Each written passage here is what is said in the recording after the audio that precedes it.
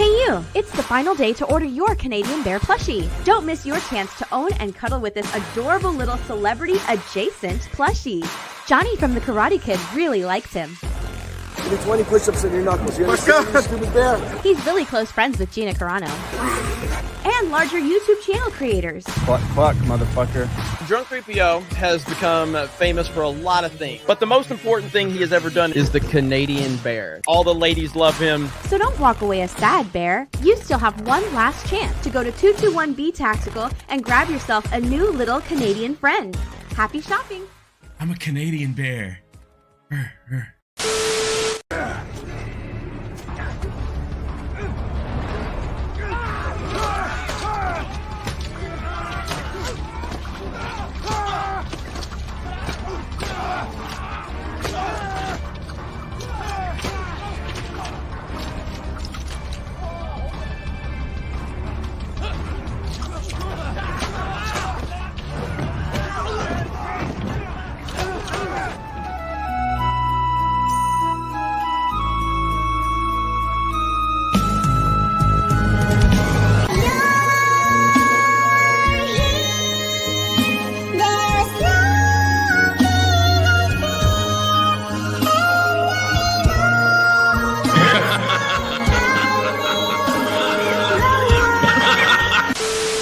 I'm looking for Dave Portnoy. Where's Dave Portnoy? Where's Dave? Hey, Dave Portnoy! We're here for you! Where's Dave? Where's Dave? Where are you at, Dave? I'm not afraid of you, you little wimp! Where you at, Dave? Dave, where you at? Where you at, Dave? Where you at?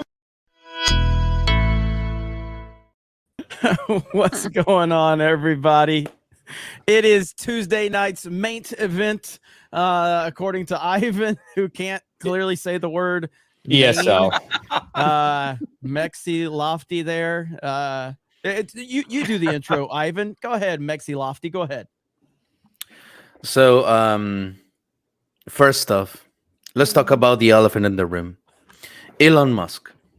Elon Musk has done a lot of things. One of them is being now the new CEO of Twitter. And as a good representation of Lofty, I just got to say that is very cringe. I think, honestly, Kamala Harris would have been a better choice, you know? But anyways, that's just my take as the new representation of Lofty. And to everyone that speaks Spanish, get on the way. Say main event, motherfucker. That's all. Yeah, Jesus, like it was the fucking worst thing ever. I wanted you to do. Hey, okay. Hold on. Let me. Okay, shit. Fuck. See, okay. now here's the fucking real story. Beforehand, Ivan could not pronounce main event. He was saying main event because he couldn't fucking say it because English is his second fucking language. So now we get live and Jeremy's like, hey, let me throw it to Ivan for a fucking joke. And he just goes on a dumb spiel about Kamala Harris for a joke that no one can really get because you haven't even explained why you're Mexa Lofty because you thought some people calling you in the chat because of your fucking profile picture. Like, that was awful. That really welcome was. to main event. Welcome to main event. You said is that good? You said it, dude. right. I've been practicing backstage. God damn it. This is a disaster. This is worse than an F&T opening. This is really bad. Let's just start over. What's going on, everybody? Welcome to Tuesday night's main event. We are excited. That was a great intro by Jay Hailstorm, along with an assist from Krista Nova and My Nerdy Home. We're really excited. We do have Mexi Lofty here tonight. Hi, Mexi Lofty. How are you? I'm great. Thank you so much for inviting me. It's a pleasure. Oh, man. Here we go. Ryan. Hi, Ryan. Hi. Yeah, we're Tuesday night's main event. It's hard to believe that it's already fucking TNME again. But we're here and we're ready to rock and roll. There's been a lot of stuff going on. There's been a ton of like DC rumors all over the place. Even one, Patty Jenkins spoke out about these rumors just like an hour ago. And obviously the Twitter files dump everything. So let's get ready to roll. It has been wild. And we do have a lot to talk about this week. And I can't wait to get into the Twitter stuff. What the hell is that, Krista? Is that a beluga? It's a posted that fucking porpoise. That's the Sorry, porpoise. I'm trying to turn off. I hear you guys like 100 times, so give me a minute. Well, that's called paranoia. Yeah, in disaster times, we always just welcome in Jay. Hi, Jay. How's it going? I got to go out with I was waiting for him to play something, my bad. Me and Ryan got to go out this week, and the weirdest thing happened. We were sitting at a bar, and some guy came up to us and was like, "Hey guys, when's your tea time tomorrow?" Thinking that we were like some kind of pro golfers sitting at the bar. And I was just like, I don't know what you mean. And then Ryan just has a full-on conversation basically saying how much better I am in life than you are. I don't even know who these people are. Look, it was the funniest. They were Canadian, so they were easy. Canadian. They're like, "Hey guys, when's your tea time tomorrow?" And I also gave him a fake tea time. I made up this whole story about where we were playing golf. That guy was just hammered. So I just rolled with it. Yeah. I just paid him no mind. I was like, do we look like golfers? Like what? Me and Ryan look like we're hitting the PGA tour, like that's what's going on. They just came randomly out of nowhere, saw me and Ryan and came up to us and were asking, about our golf game. Did you guys know that I was almost killed at a golf course? I mean, I imagine you've mowed the lawn for a couple, but what were you doing there? And I kid you not, I went viral. He's not. Yeah, I heard the story. Please tell it really quick. Go for it. I went Hi, viral Mexi Lofty. Hi, this is your introduction. Go for it. Tell us the story about how you got killed on the golf course. All right. So I was hired to record this guy play with his friends for a golfing channel, and I don't know shit about golf, and for whatever reason, my intellect golf. Oh, okay, sorry. The thing that we're talking about. My bad. And I didn't know. Well, I assumed that the guy would like shoot straight, so I was recording, and the guy did not shoot straight and shot straight into my head. You have a video of that? There's a video of that actually. I can find it. Watch it. Yeah. That'll happen. Yeah, you got to watch out on the golf course. Where is it? Give me like 2 minutes. I remember this story. I remember this whole smack story. people in the head. Yeah. So he's gonna find this, and are we gonna get exclusive content here? Dude, I would try to get hit by a ball from Tiger Woods, 100%. Because after professional golfers hit you, they fucking sign something and give it to you. So yeah, it's worth it. My nerdy home. Hi, Steph. Hi. Ivan says golf. Golf. Even the Mexicans making fun of how he says stuff. God damn it. Main event in golf. Event in golf. Wait, Ryan, didn't you say when Steph goes into a Mexican restaurant, she talks like Ivan? Hey, no. Oh, okay. No, I was just clearing that up. I was clearing that rumor up. That's all. My bad. It's true. Like when oh, it is true. She speaks like a normal American person until she goes into a Mexican restaurant, and then she has to order everything like with a Mexican accent. It's good manners. Can I get menudo? We've already started. Jay's already got us there.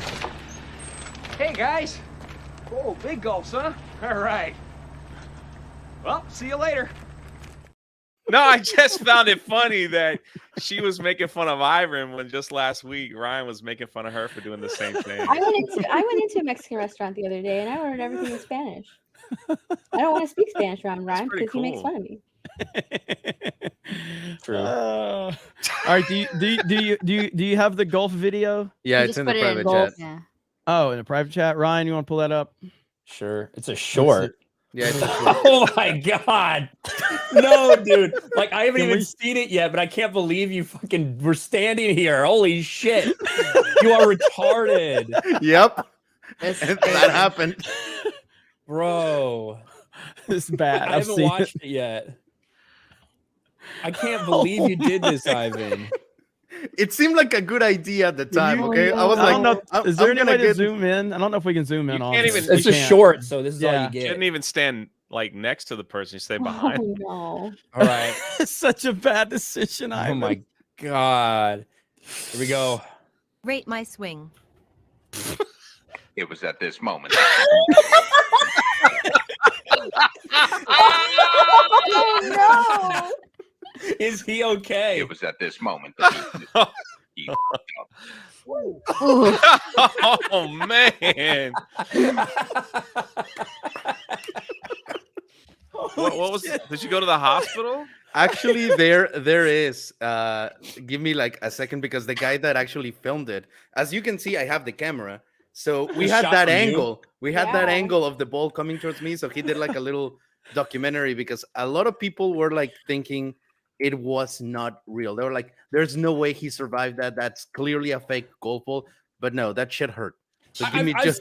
I've seen a lot of people get fucking hit with golf balls, like pretty fucking hard. So it happens. It happens. I actually had to go to Mexico to get like CAT scanned because wow, it was bad. It's probably less risky to just fucking say fuck it and go to sleep, like than go to a Mexican healthcare facility. True.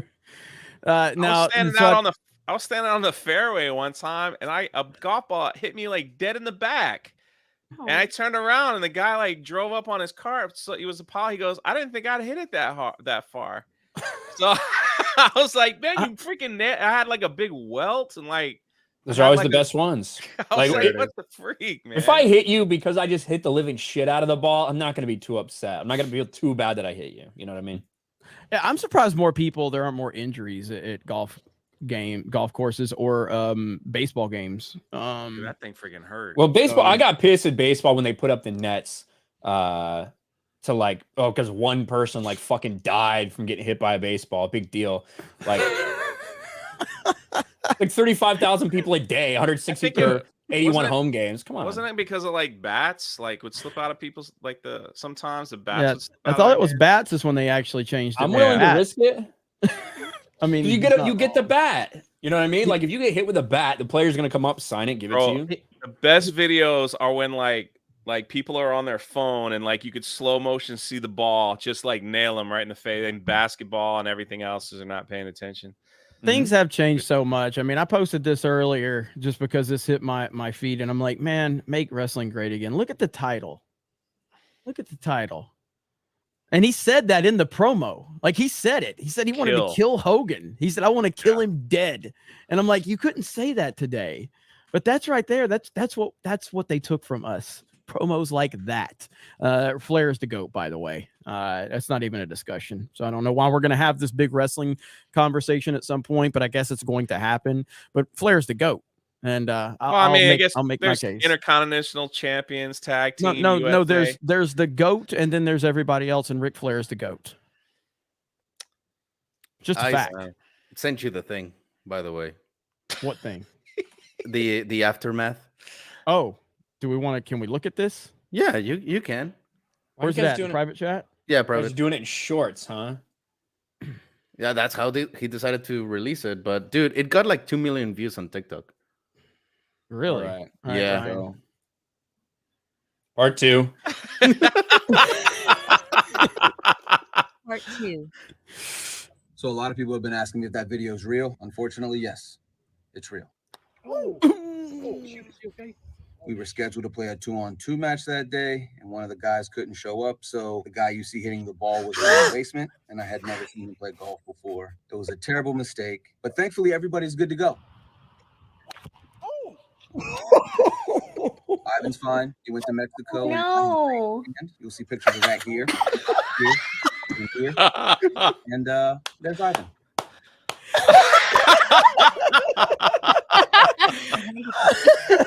He's fine. He went to Mexico. Holy shit. That is wild. That happened. Wild. Holy crap, Ivan.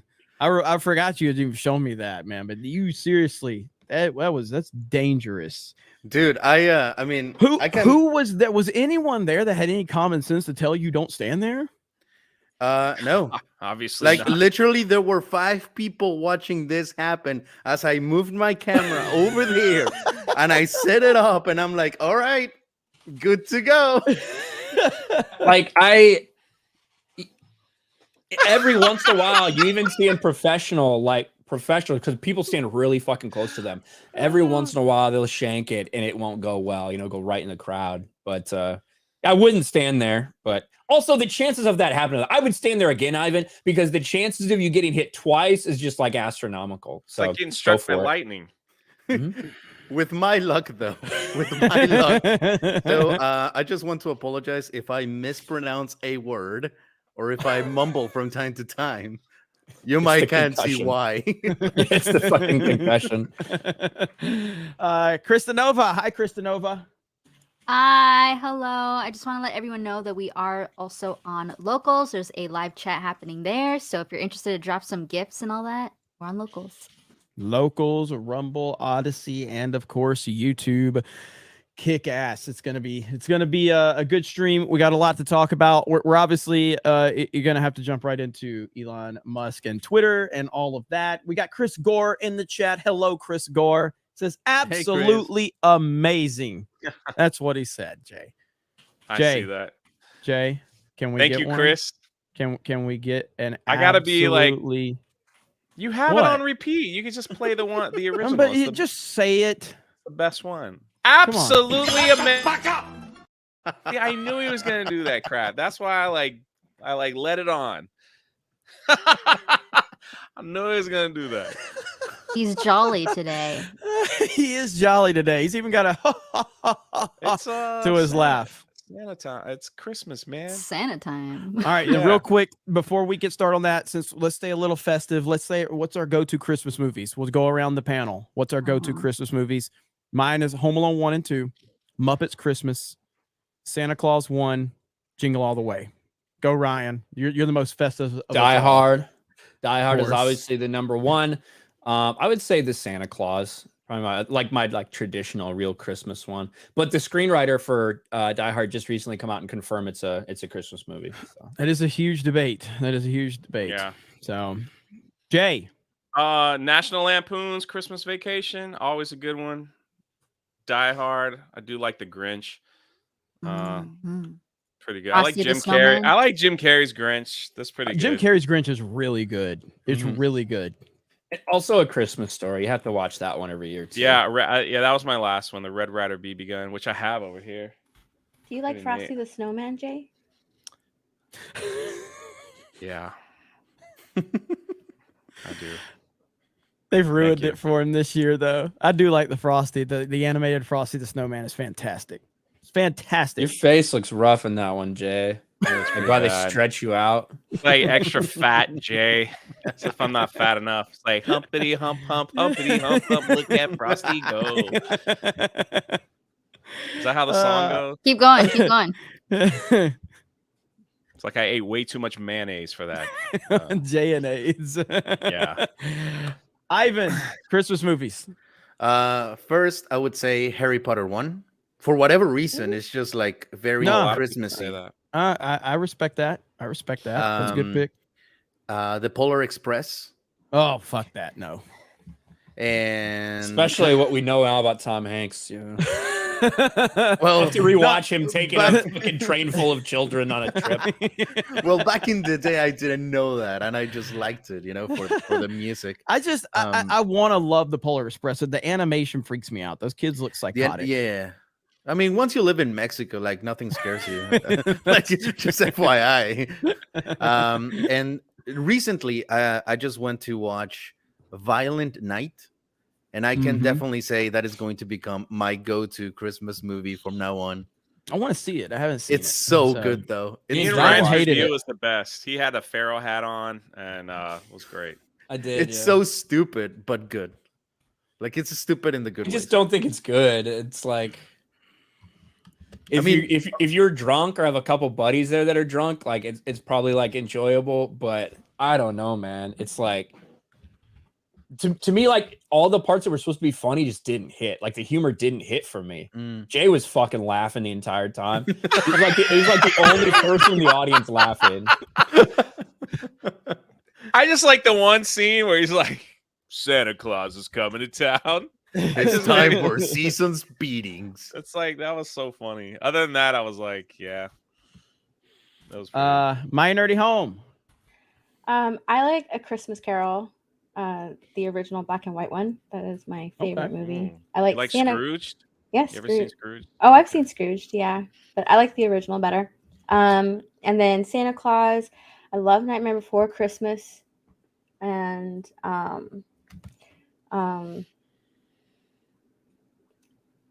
oh my God, what's that movie called? Elf. Oh, Elf. That Of is a course, good one. yes. That's a good one. Elf is a good one. Elf is a good one. Kristen Nova. Yeah, I like Home Alone 1 and 2, Christmas with the Cranks, Elf, and The Grinch. Nice. James Caan's dead now. Yeah, he is. It's Home sad. Alone has the It's best sad. music, though. I love that. John Williams. Yeah. John Williams. But Krista, you also like Jim Carrey's Christmas Carol. You do. I know you're going to get some fans in there of that one. I don't like that one. Me out. You've talked about it on your Twitch channel. Yeah, it's sacred over there. But like, sacred over there. yeah, like I could have said that if I wanted to. But like, you're just calling me out. Dang. All right. I mean, we were in the content house, and I come over, and Krista and Jeremy are having a big fight or discussion about a Christmas Carol. And Jeremy's like, give me the remote. We're putting on the Muppets Christmas Carol now. And like they're like going back. She's like, no, Jay, tell him. I was like, well, I like the Muppets too. So it's like I don't know what to I say. like it, but like The Jim Carrey animated Christmas Carol thing is weird. Maybe it's because it was 3D, and I'm just not a big 3D guy. I'm having to see Avatar in 3D because that's the only way I can see it in IMAX. I'm not looking forward to that. I hate Charlie Brown Christmas. I love that. don't like 3D. Oh yeah, like, I Charlie just Brown don't like watching Christmas. them. Oh, Yes. that's such a good one. Yes, but yeah, Christmas is awesome. I really appreciate Ivan bringing up first Harry Potter because it does have a Christmas vibe to it for sure. It's That's kind the of same- weird. I wouldn't. Yeah, that's kind of weird. Like I wouldn't think of. I I'm mean, pretty Christmas sure- does happen in that movie, but If I'm not mistaken, correct me if I'm wrong, chat. I'm pretty sure the person Christopher Columbus that directed Home Alone 1 and 2, I know for 1, he also directed Harry Potter 1, I think. he did I'm 1 not and sure. 2. He did Yeah, the he first did. and the 2, yeah. second. Okay. Yeah. So, but yeah, I do get a Christmas vibe from it for sure. For Yeah. sure. I mean, all Oh those my Christmas gosh. scenes are like straight from the book, basically. Because obviously every fucking book goes an entire year cycle at Hogwarts. So almost every book at some point they do get around Christmas time, and that does mean like it's fairly significant to Harry because he's never had Christmas. Christmas have fucking sucked for him in his like adopted family, you know, lived in with a his aunt and closet. uncle. So yeah, I thought of It- 3 more. So I like Arthur Christmas. Have you guys seen that one? That was really cute. Yeah. I like or like Arthur the Christmas, cartoon? and then I like Jack Frost Mm. and the Christmas Chronicles. Those are I- cute. Oh, the But what Christmas about- Chronicles was okay. I didn't How like about as much as I Gremlins? wanted to. Anybody? Oh yeah, I see Gremlins, Yeah. yeah. Oh, Batman Returns. That's a Christmas movie. I mean, if we're calling Die Hard a Christmas movie, then you got to call Batman Returns a Christmas movie. Yeah.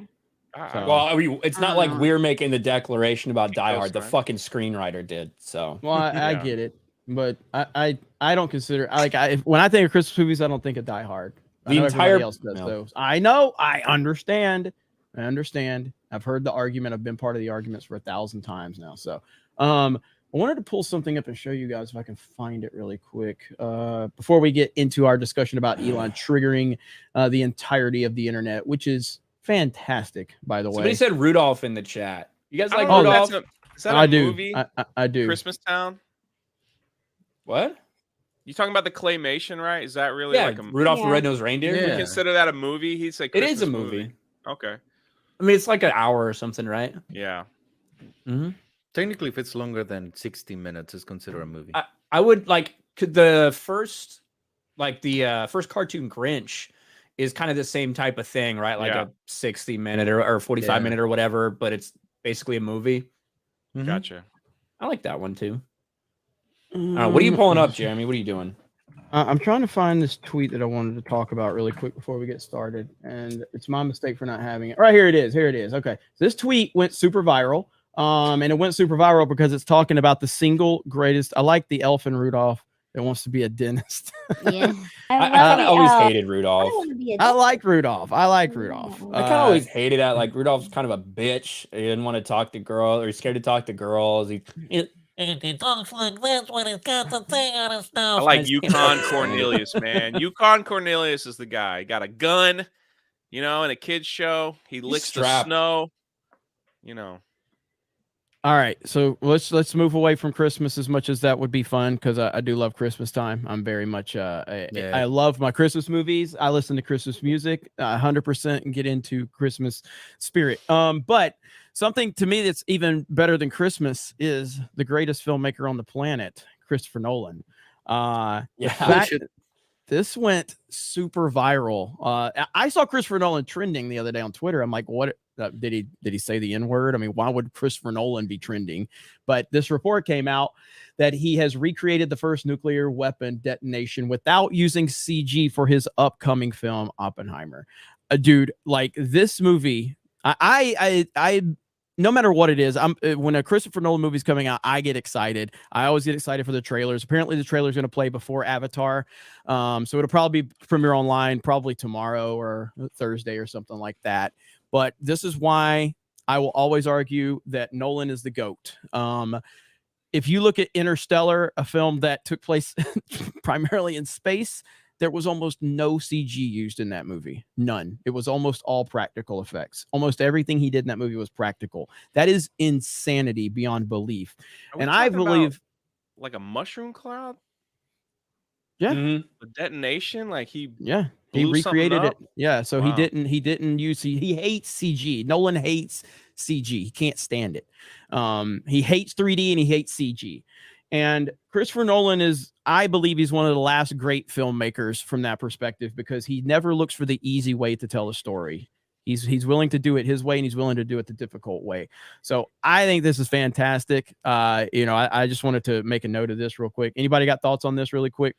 Can you imagine like people living nearby that didn't know the shooting was happening, and then out of nowhere, their house is gone, grandma is gone because someone detonated a nuclear bomb? Well, I don't know exactly what this means, and he hasn't really revealed what that means either. He's like not gone into any details. I tend to think that they, went out to fucking New Mexico or wherever in the middle of nowhere, and they actually got... It's New Mexico. It was New Mexico. Yeah, there you go. And they actually got legitimate, like, weapons grade a legit detonation that could cause, will cause a mushroom cloud and things like that. That's kind of what I think happened. Obviously, he didn't fucking detonate a nuclear bomb. Right. I was just saying, like, right here it is. He says, Nolan, master of practical filmmaking. The Dark Knight, it's the truck flip, international spacecraft, yada, yada, yada. It says, I think recreating, let me move this shit. I think recreating the Trinity test, the first nuclear weapon detonation in New Mexico without the use of computer graphics, was a huge challenge to take on, explains Nolan in Total Film's upcoming 2023 preview issue.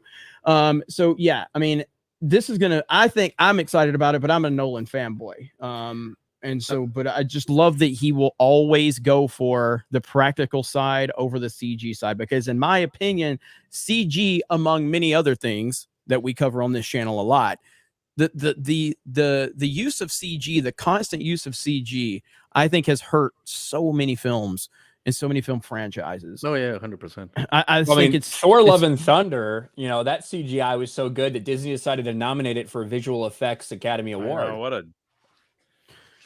I had to say though, like, I know that you love Christopher Nolan and all of that, but you gotta give props to the one that inspired Nolan. And I think it's a good opportunity to say thank you, Jennifer Lawrence. She paved the way for Nolan to be inspired to do this kind of stuff. So I just got to say, goes to you. Hey, it's true. And somewhere in this article, and I can't find it right now, so there's no need to search for it, but somewhere in there, Christopher Nolan did reference Jennifer Lawrence as being the first person to ever do this, to inspire him and giving him the opportunity to do this. So shout out to her. Jennifer Lawrence actually created the atomic bomb. I don't know if a lot of people know that. But that kind of goes without saying. We're pretty, I mean, Harvey Weinstein says she can pull a real good atomic bomb. I don't know what he was referencing, but can I ask Ryan? I don't know if you know this, but is there any truth to, like, if the military was testing like a bomb or something, and they would allow people to film it to use it in a film, they wouldn't allow that, would they? Or like, I mean, I don't know. Like, why if Nolan called the military and were like, "Hey, are you testing anything?" and they're like, "Yeah, we're testing a Moab," You want to bring a camera out? Like, we'll let you, because I don't know if that would give away. That's kind of what I think it is. Now, whether they coordinate with the military, I'm sure they had to get special permissions and all this stuff. Even when they did like, when Mythbusters would do a bunch of explosions, stuff like that, they always had to coordinate with fire departments, stuff like that. I have no doubt it involved a lot of coordination from a bunch of government officials, and they probably tested a very high explosive thing that generated a big, cloud, and then using filming for framing and things like that, they were able to recreate the exact explosion they needed without CGI, and they're just going to work that into how they filmed it. So it'll be cool to see. I was just curious. I don't know how that works. Like, I think you were the only military person.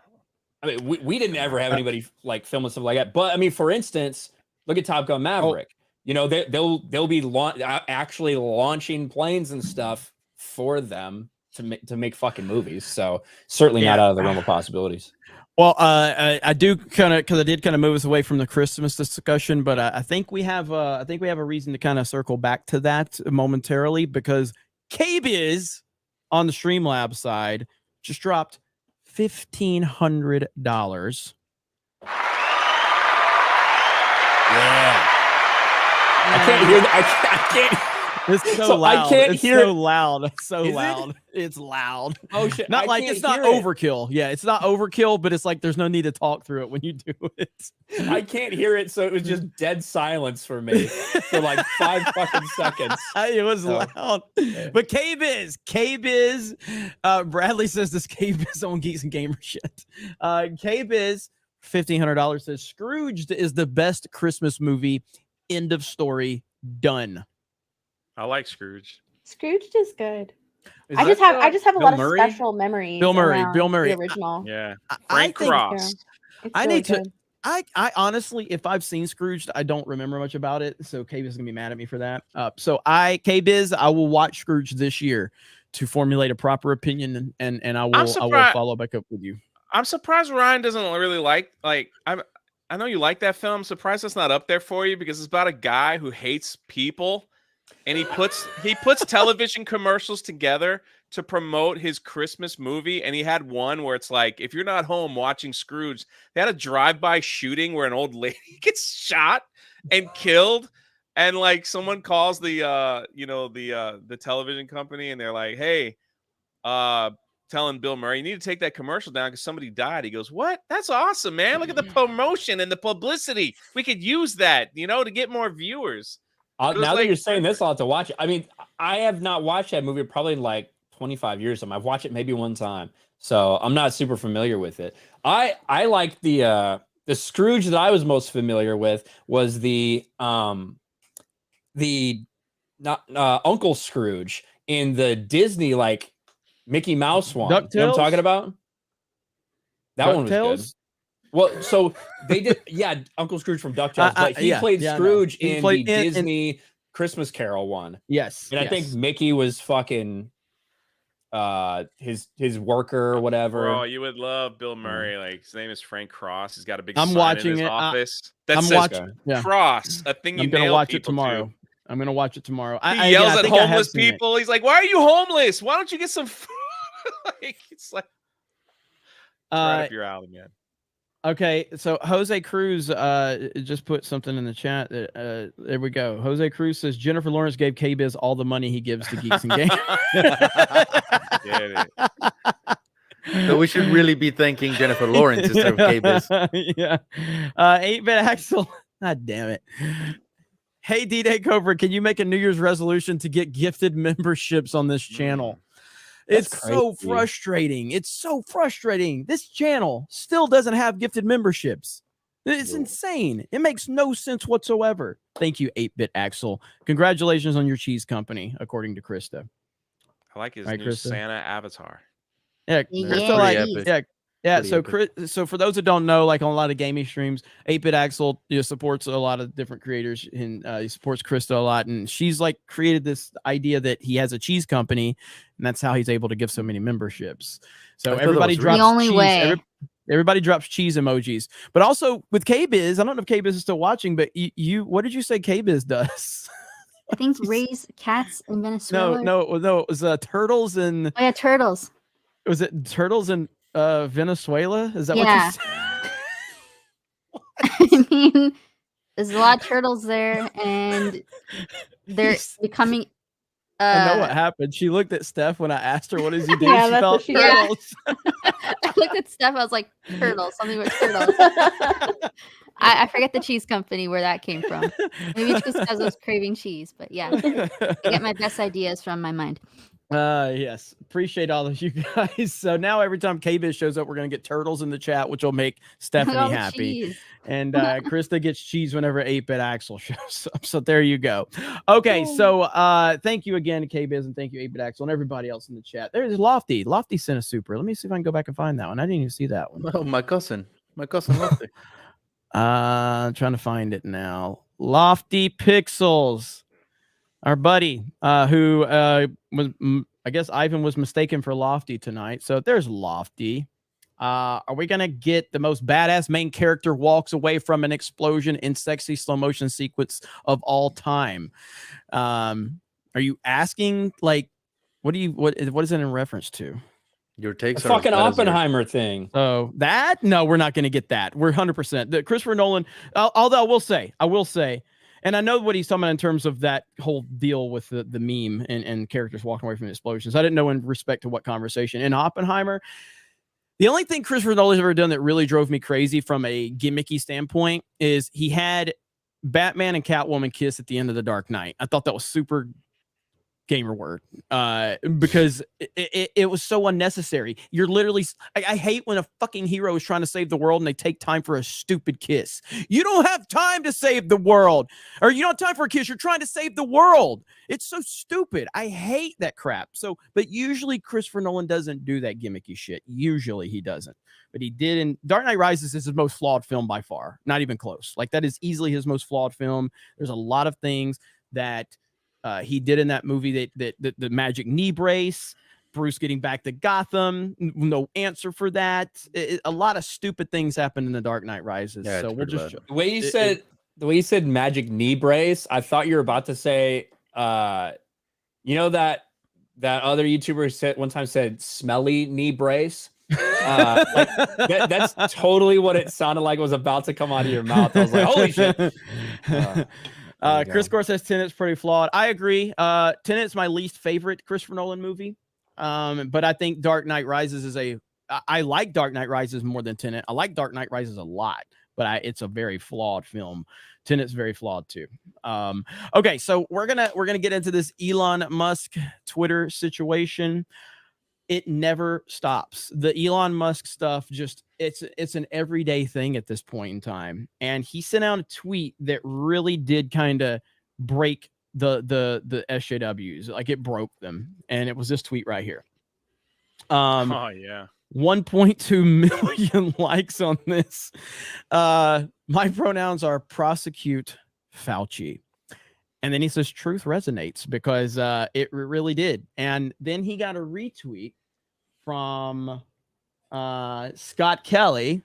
And Scott Kelly was very offended for all of the wonderful pronoun people out there. And Elon says, strongly disagree, forcing your pronouns upon others when they didn't ask, and implicitly ostracizing those who don't is neither good nor kind to anyone. As for Fauci, he lied to Congress and funded gain of function research that killed millions of people. Not awesome, in my opinion. Whew! Talk about lighting the internet up. Now, the mainstream media has decided they're not going to cover this story, but they will talk about Elon getting booed at a Dave Chappelle stand-up. They'll talk about that, but they don't want to talk about the Twitter files, and they don't want to talk about viral tweets like this. Ryan, what are your thoughts on all of this? Not even just this particular story, but just Elon in general and Twitter, and what do you think is going to happen?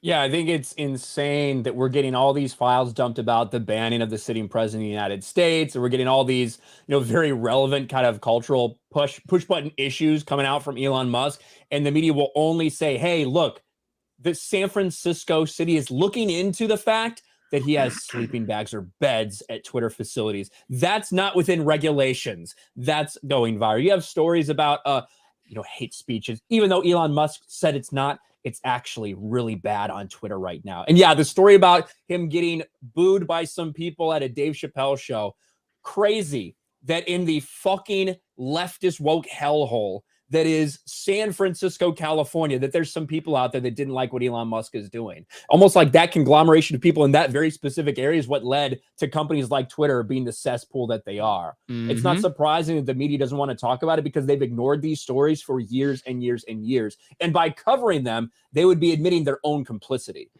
Yep. 100%. It's been so fun on Twitter lately. Jay, have you been able to change your emojis yet? Yeah, emojis are no longer with us. So I took a screenshot of it though, just in case, so we have it forever. Yeah. People, when I went live, people were just throwing them in the chat, like reminding me. So how you been doing on Twitter there, Jay? You been having fun with it? Yeah, me and John Cusack, my good friend, had some fun going back and forth as he called me a fascist and like everyone else. And he just that's the most engagement he's had on a tweet in probably 6 years on his Twitter account, was them going back and forth with me. When I went over there and looked, I was like, holy crap, he's got more likes on that and retweets than any tweet that he ever posts. But I mean, even Jimmy Kimmel did a whole monologue. Did you say Kimball? I was coughing. You didn't cough till after you said Kimball. Well, it was Was it right anticipation there. of the cough? Anticipation of the cough? Is that what tripped you up? Taco Sensei, can you correct it? Is it Kimball or Kimmel or Maint or Maine? Kimmel. I thought it was Kimball.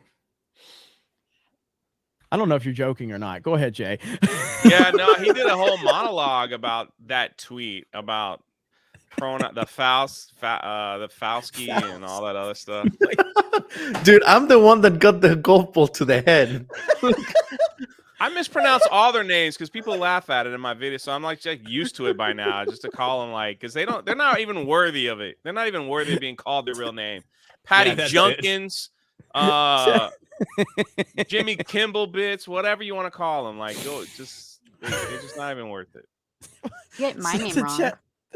Yeah, he does. Not as bad as Disparu, Chat's though. putting my emojis in there. Oh no, they're saying Kimball. No, they're saying Kimbo Slice. Kimbo Slice.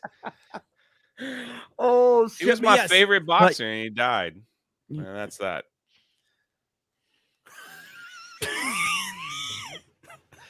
He did. End of story. He died. He was a street fighter in Miami, and then he tried to do an MMA, and he didn't do well, and he died. What are we talking about? Kimbo Slice. R.I.P. I wonder if Rippa knows that. Thank you, Chris. You want to know what he did? You guys know what he did? Like, he went on this whole list of people that he was calling a fascist, and I just commented, and I just said, "Hey, man, you're using fascist in a lot of tweets, John." And I called him bro, and he really hated that. And and I said, I don't think you know what the word means. So the original tweet that I commented on, he deleted. And then he quote tweeted that comment to I guess make fun of me.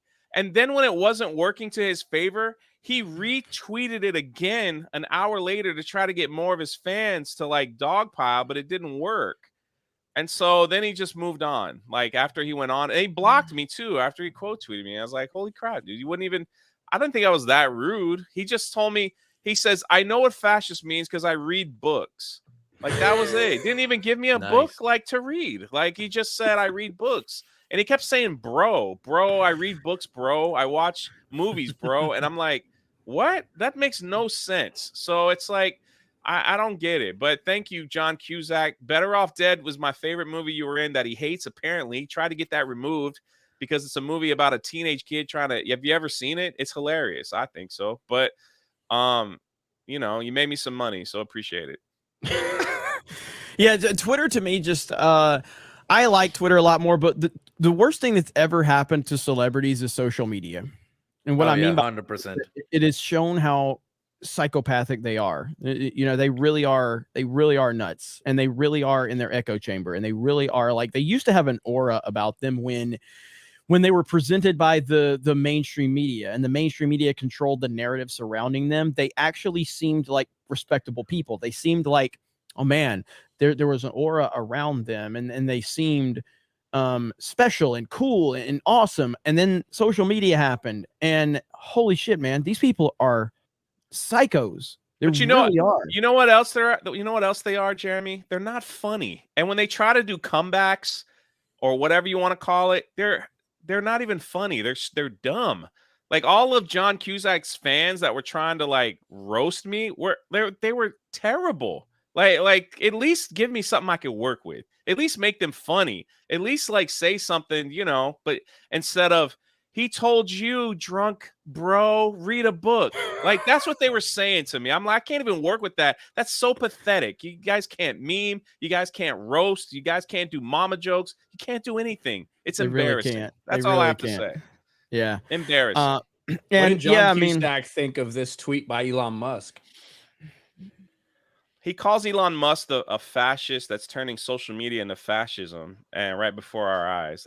That was like what he kept saying. Did he block you? Did he block you? Me? Yeah.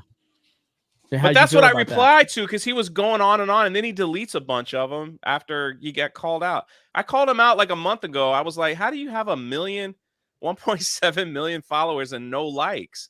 Because he tweets stuff out and gets 6 likes on his tweets.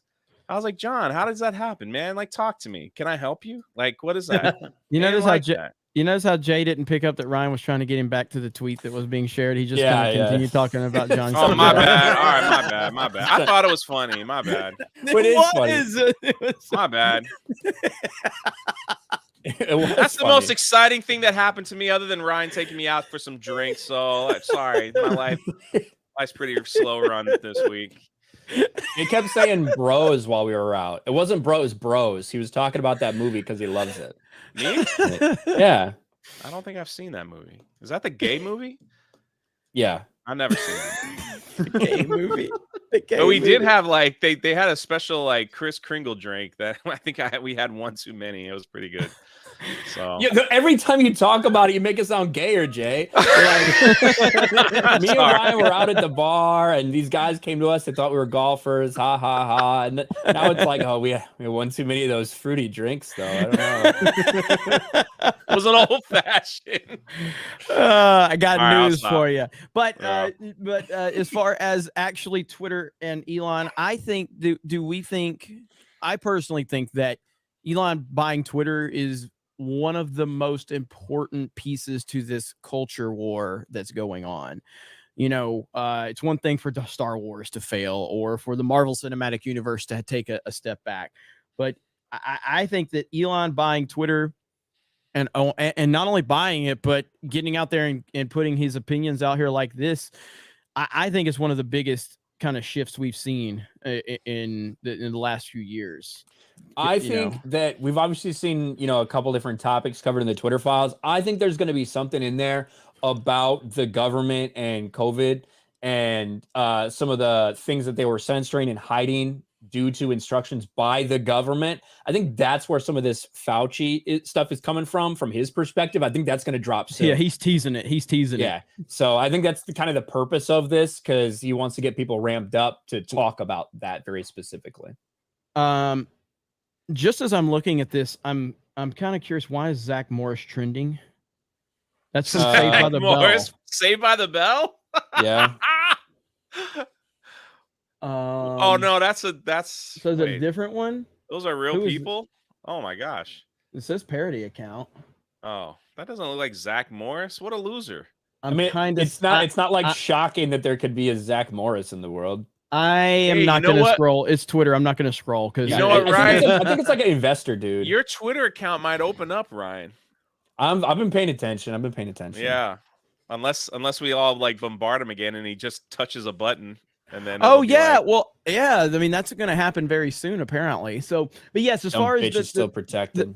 The Elon Musk situation, I think, is one of the more important moments for the last few years in terms of everything going on, and because it's been such an echo chamber with the narratives that have been pushed out there. And I'm interested in people having their voices. I'm not interested in everyone repeating what I want them to repeat. I'm just interested in people having a voice and being able to have conversations. That's all I care about. I mean, Krista, all she cares about is her blue check mark. She hasn't gotten it yet, but she's I'm still waiting on Elon Musk to verify me. I'm under review, so maybe he has to go through my very educational Twitter page to find out what I'm all about. But yes, follow me on Twitter, Kristanova, for some very educational tweets. I sometimes retweet Jay. Sometimes, Elon Musk. How do you like Ellen DeGeneres, but Elon Musk? Yeah, Elon Musk. Elon Musk. That's his Elon. name. No, Ellen, Jay. Ellen. Oh, sorry. Elon Musk. the chat said Elon Musk's trans name. I'm interested to see what Ivan thinks about this, because obviously I feel like you were probably pretty happy when you realized an African American bought Twitter. So how are you feeling since the purchase? How's Twitter going for you? I just gotta say though, I am so happy for the representation that it has brought. I think it's important to hear those unheard voices. So having this silent hero bringing Twitter to kind of the original state of the internet, which is pure degeneracy and a free-for-all. like that's what it is. Like, the internet has always been such a cesspool of toxicity and degeneracy, but it kind of rules its own. So the moment you try to rule it, it's a conflict after conflict. And I just, like, every time I log into Twitter, it's like such a cute dumpster fire of everything. It's like, oh, good. We're back to that stage. I love that this account popped up like literally immediately after the kid, Reformed Orthodox Rabbi Bill Clinton. Do you see Garfield's Bizarre Adventure? This is my favorite.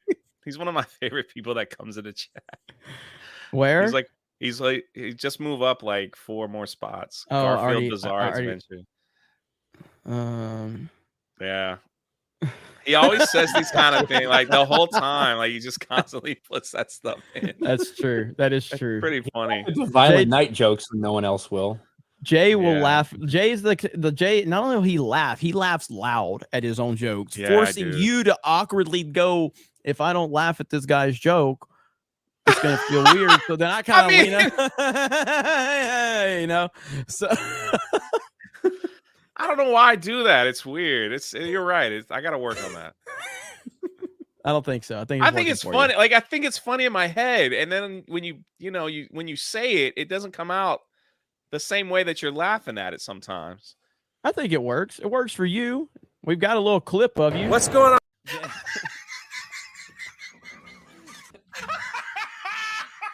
Bro, I was laughing so hard that night because you kept playing that gay film. Whatever it was with that retarded kid, and so it was like it just made me laugh so hard I couldn't stop laughing.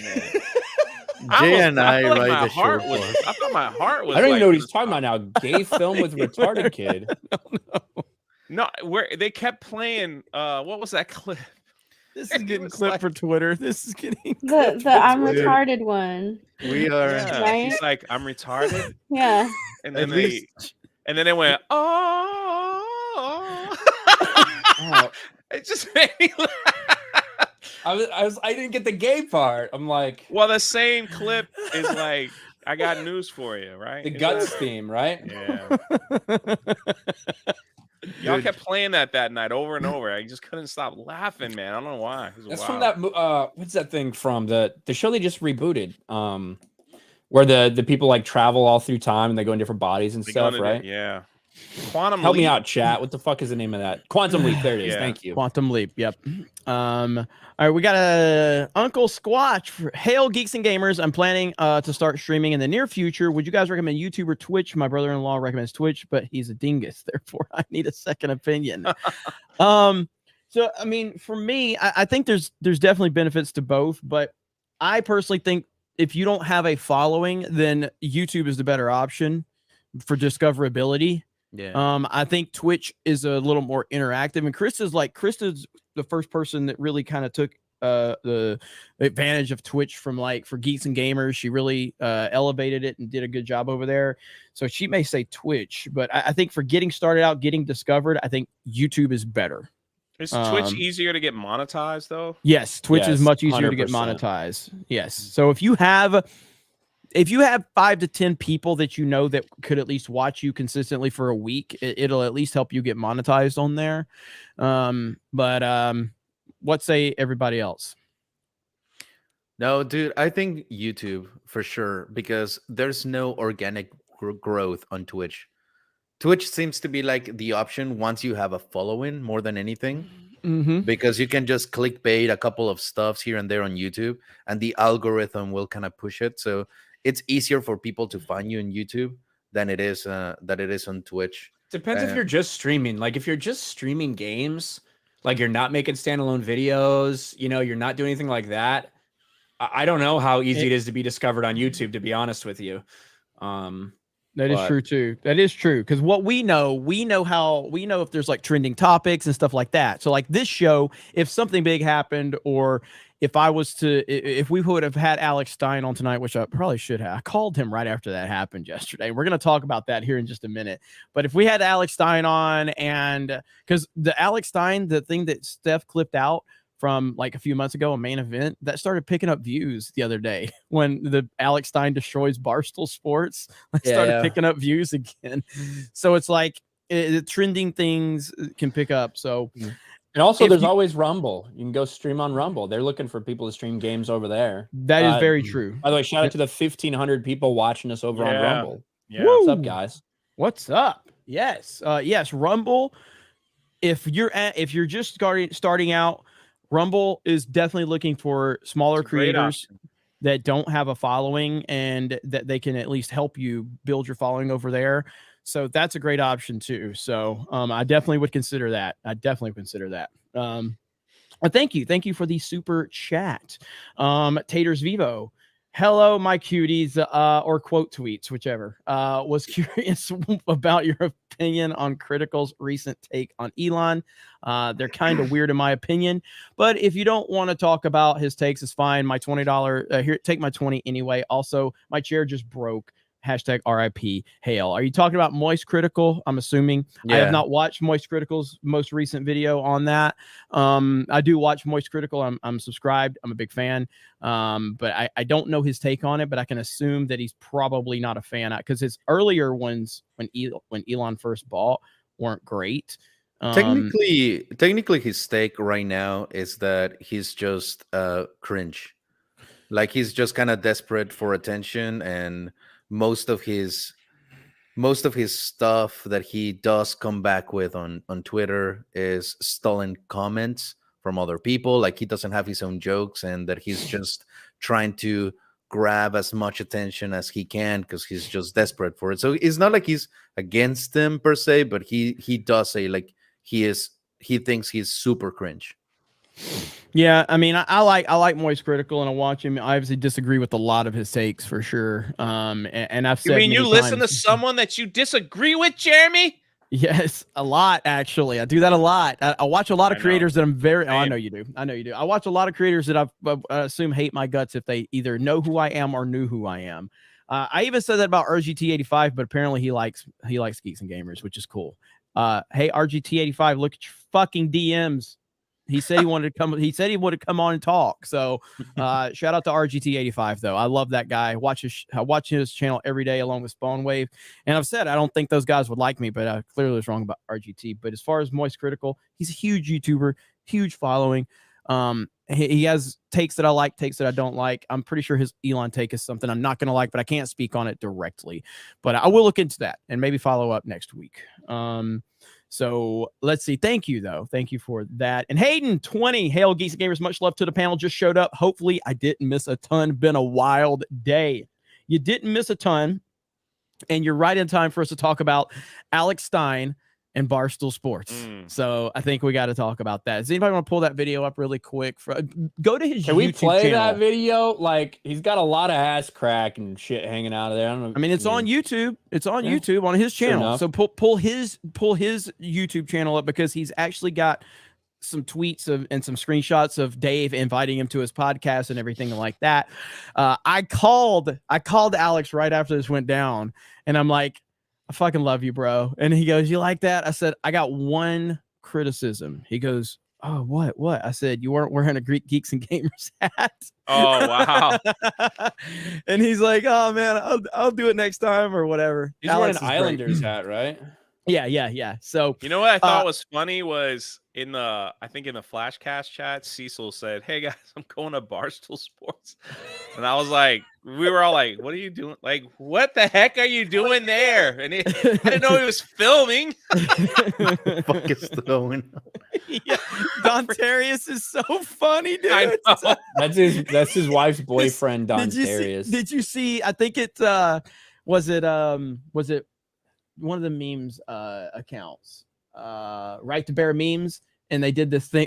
Before we do this, look at Frank. Look at fucking Frank. I know. The funny thing is, because I know a lot of these Barstool guys, so it's just funny to see how these people end up getting involved in it. I know. And again, so to preface this, I'm a huge fan of Barstool Sports. But before Ryan starts this video, did you see this one, Ryan? Right here. Yes. What the fuck? That's so funny. Holy shit. That's so good. That is awesome. Now Cecil said that they were at the bottom and they buzzed them in. Yeah. So that's what he said. So Alex, it wasn't like they were trespassing, but yeah. But yeah, there's a big controversy around if Minzy is the one who gave Alex Stein access, all this shit. Hey, before we get started, WG for $100 on Streamlabs says, "I'm no K-Biz, but this should buy you some eggnog." WG, you are the man. Appreciate you, man. Thank you. Appreciate you. Just in time for this. Just in time for this reaction. We got our boy Eric July. What up, man? What's up, dog? Have you seen this? Yeah, I saw that earlier. It's silly. What are your thoughts on this? It's just goofy, man. I don't know what's wrong with Alex, man. Look at Dontarius. Look at those things. Tell him to be athletic. All right, here we go. We're here looking for Dave. I brought my wife's boyfriend.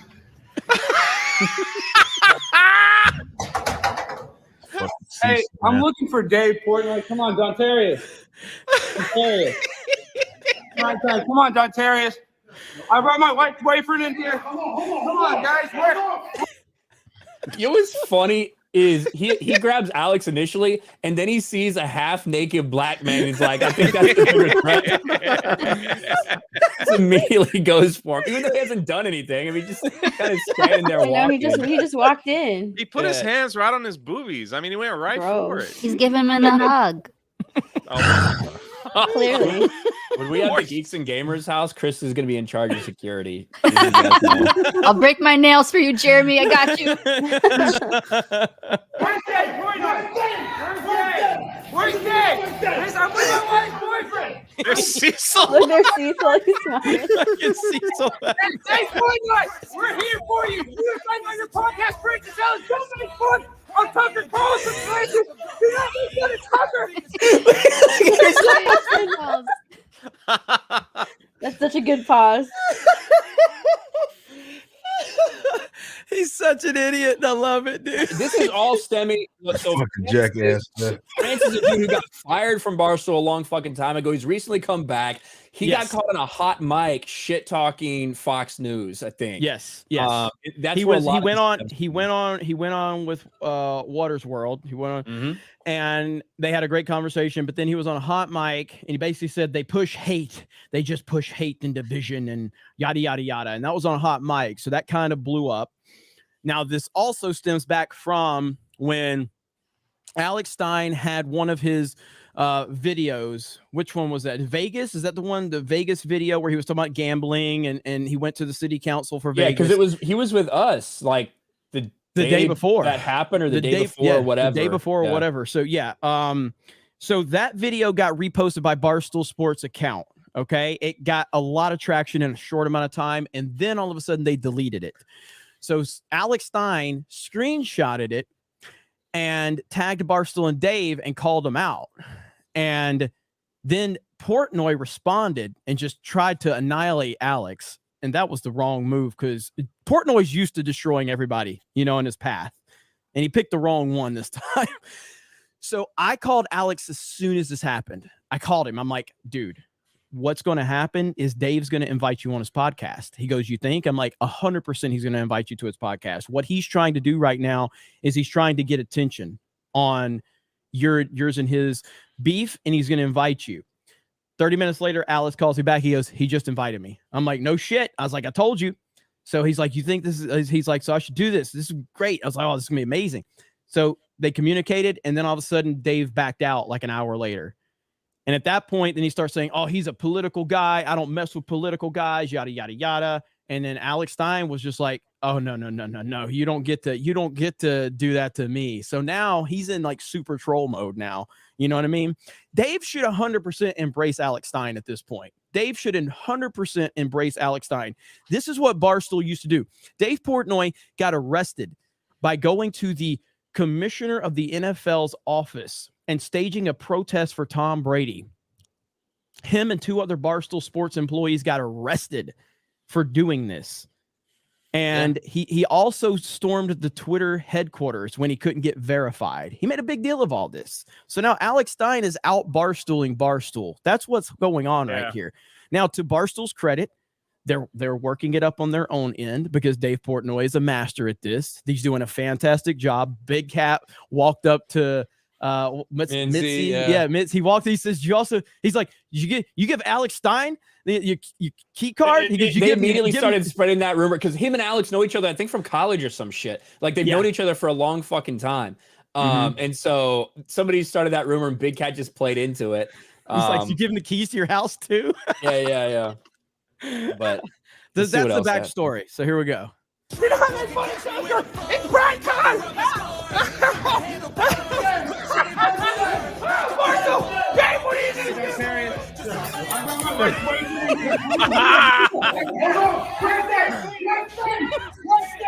I just want to go Wednesday.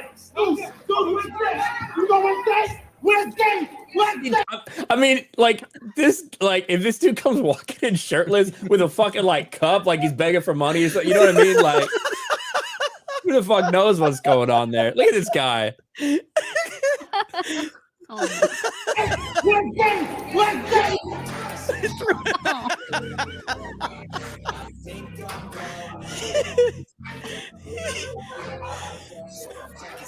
They can't do shit with Alex, man. He's so much bigger than all this of them. little skinny guy. What's he trying to do? They can't do shit with him. I saw even Dave retweeted a video of I don't know his name, I forget it, but he retweeted a video of like the scariest thing possible when you walk into Barstool headquarters and it's him. He's like 5'1", like walking up to Alex. Yeah. You guys are all cowards. You guys can't do anything. Where are you at, Dave? Now the next part here is the part that's next level. Like like this part, somebody comes barging in, whatever, you push him out. Okay, the next part is crazy. I'm not afraid of you, you little worm. We're running on your podcast and everybody. We got something to say. Oh my god. Where you at, Dave? Where you at, buddy? You over here? Guy knocks on a random door. I'm not scared.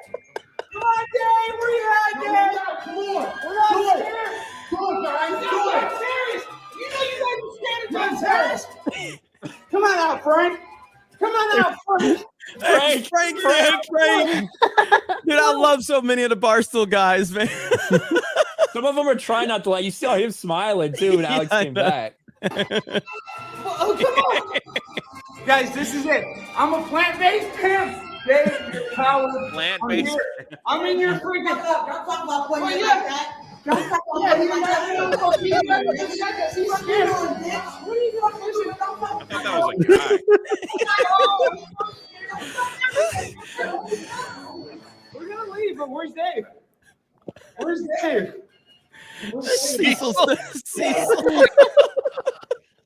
Cecil's just trying not to get hit. Yeah, because he's a cow. Where's Cecil? I gotta get that shot of him.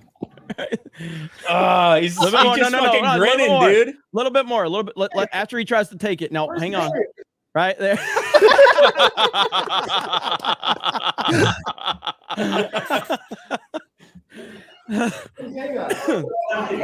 Yeah, because he's a coward. Okay. Well, he invited me on his podcast. You know that. You know who I am. Okay, well, Dave knows. He invited me on his podcast, and he's a coward. And then he uninvites me. I'm just saying. And then Francis Ellis making fun of Tucker Carlson. Nobody makes fun of my biological father, Tucker Carlson. So tell Francis. You know, it's just funny because this is I got two angles of this all. I know you're so cool. You're just hitting my camera. I'm just saying. What you saying though? What you saying though? I'm right here. What you saying though? Okay. What you saying though? I'm showing up. I'm doing a lot. I'm doing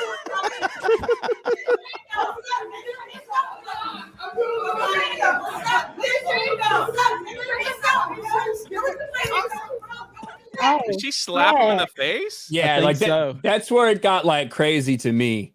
Like that's, I mean, we'll see what Alex wants to do, but we'll let it finish. She's only got 30 seconds left. Go in the elevator.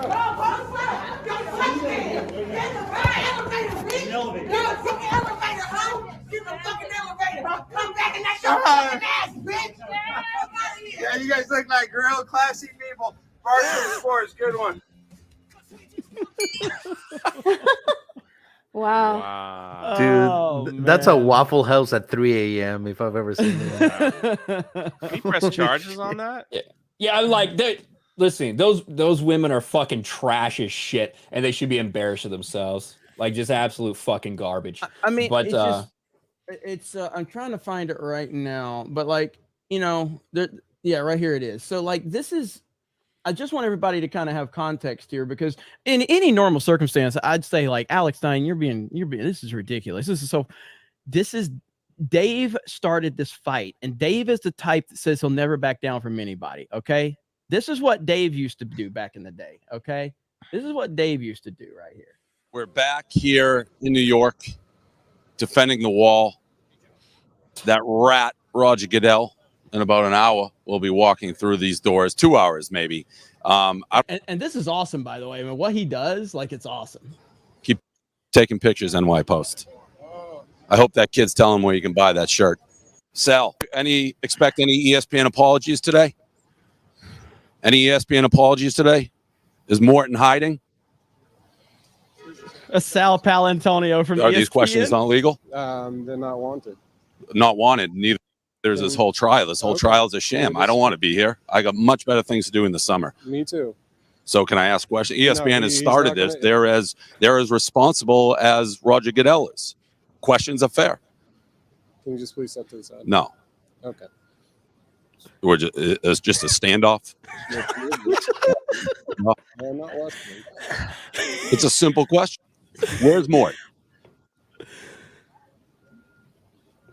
Where's Chris Mortensen? Hiding?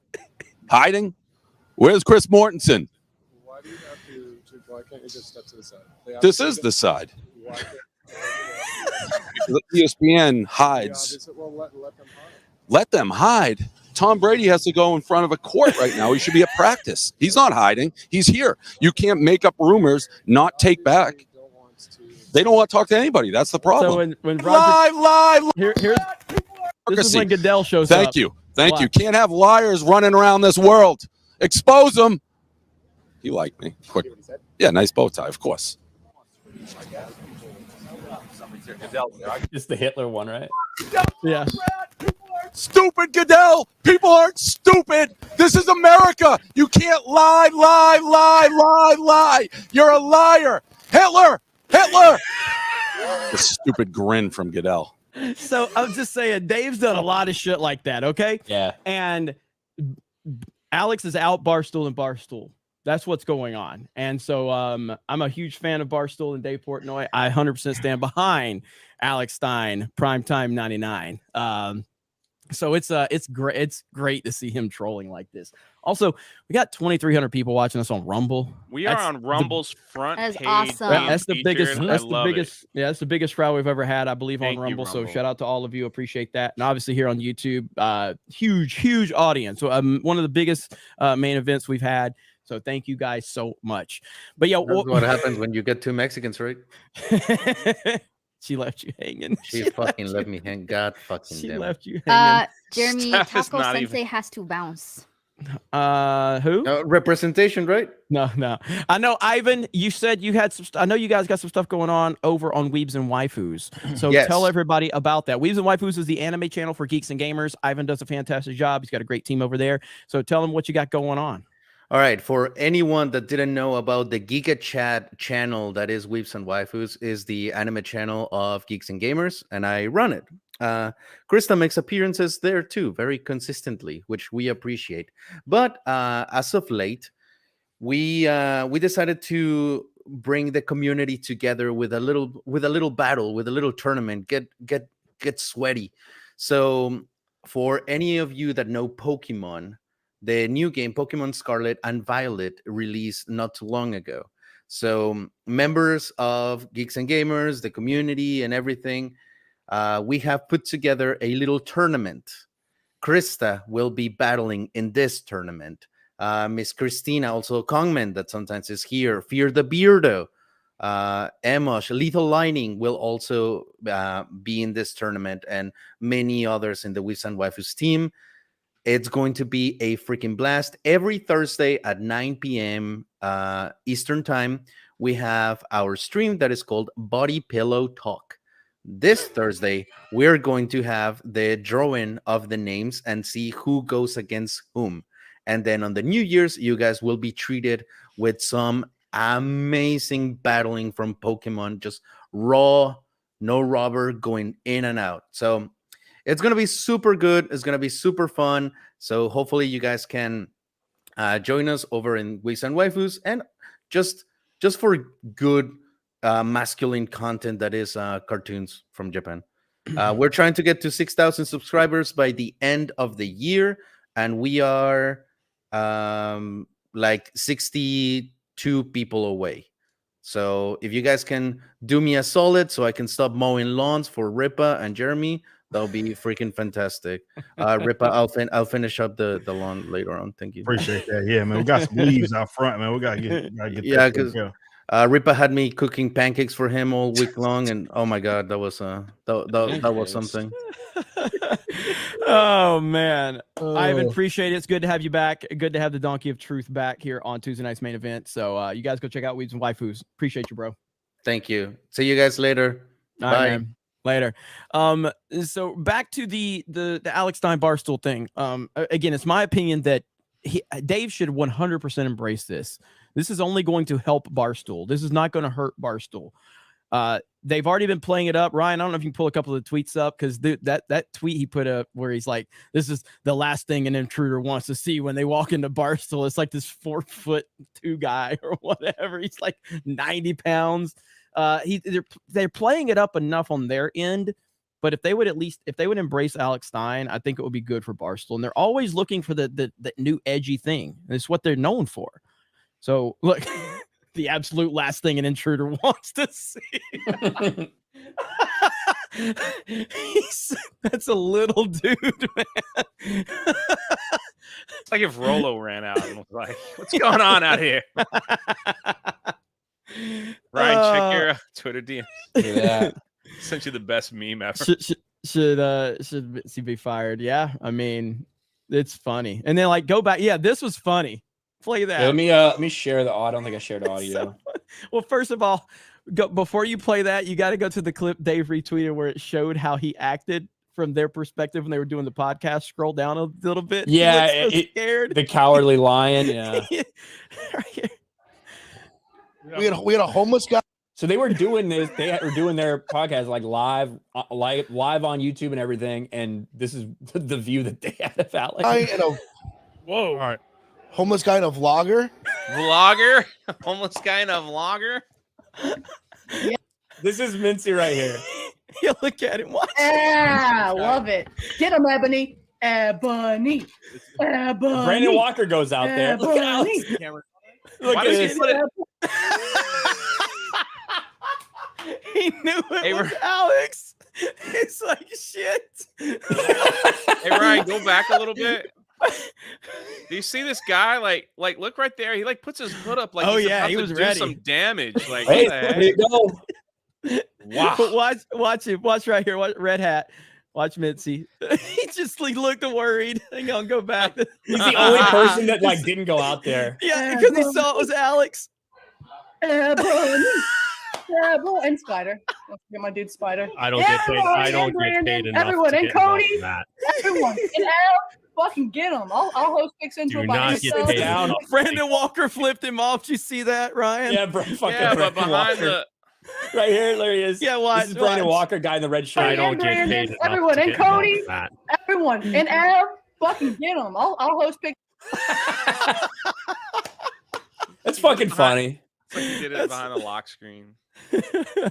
All right, now go to the video up front, the up top. So this is funny right here. Rumors are for everybody, flying. so for everybody that so him and Alex went to college together, I believe. I think and they've so, known yeah. each other for a long time. When the first Dave Portnoy Alex Stein confrontation happened, Dave completely blamed him and roasted him. This guy right here, and so now he's so funny. So here we go. Since all that shit went down, like I blocked all contact, deleted. Like I'm like all the boys. I didn't know literally didn't know what was going on. And Brandon did give me emotion, like saying the show. Whatever. I don't know. When all that shit went down, no contact. I'm trying to tell everybody the same story. I'm sitting there just doing the show. You were also just sitting there. Yeah, I was just sitting there. I didn't know what the hell was going on. Is it true you sent him a drop pin right before? I feel his pain, No, man. That it's happens not to me. You don't have to right there. You have an app, don't you? I don't have the app. Whatever. I can't win here. I didn't do it. Well, I had nothing to do with that. I'm actually worried about my safety.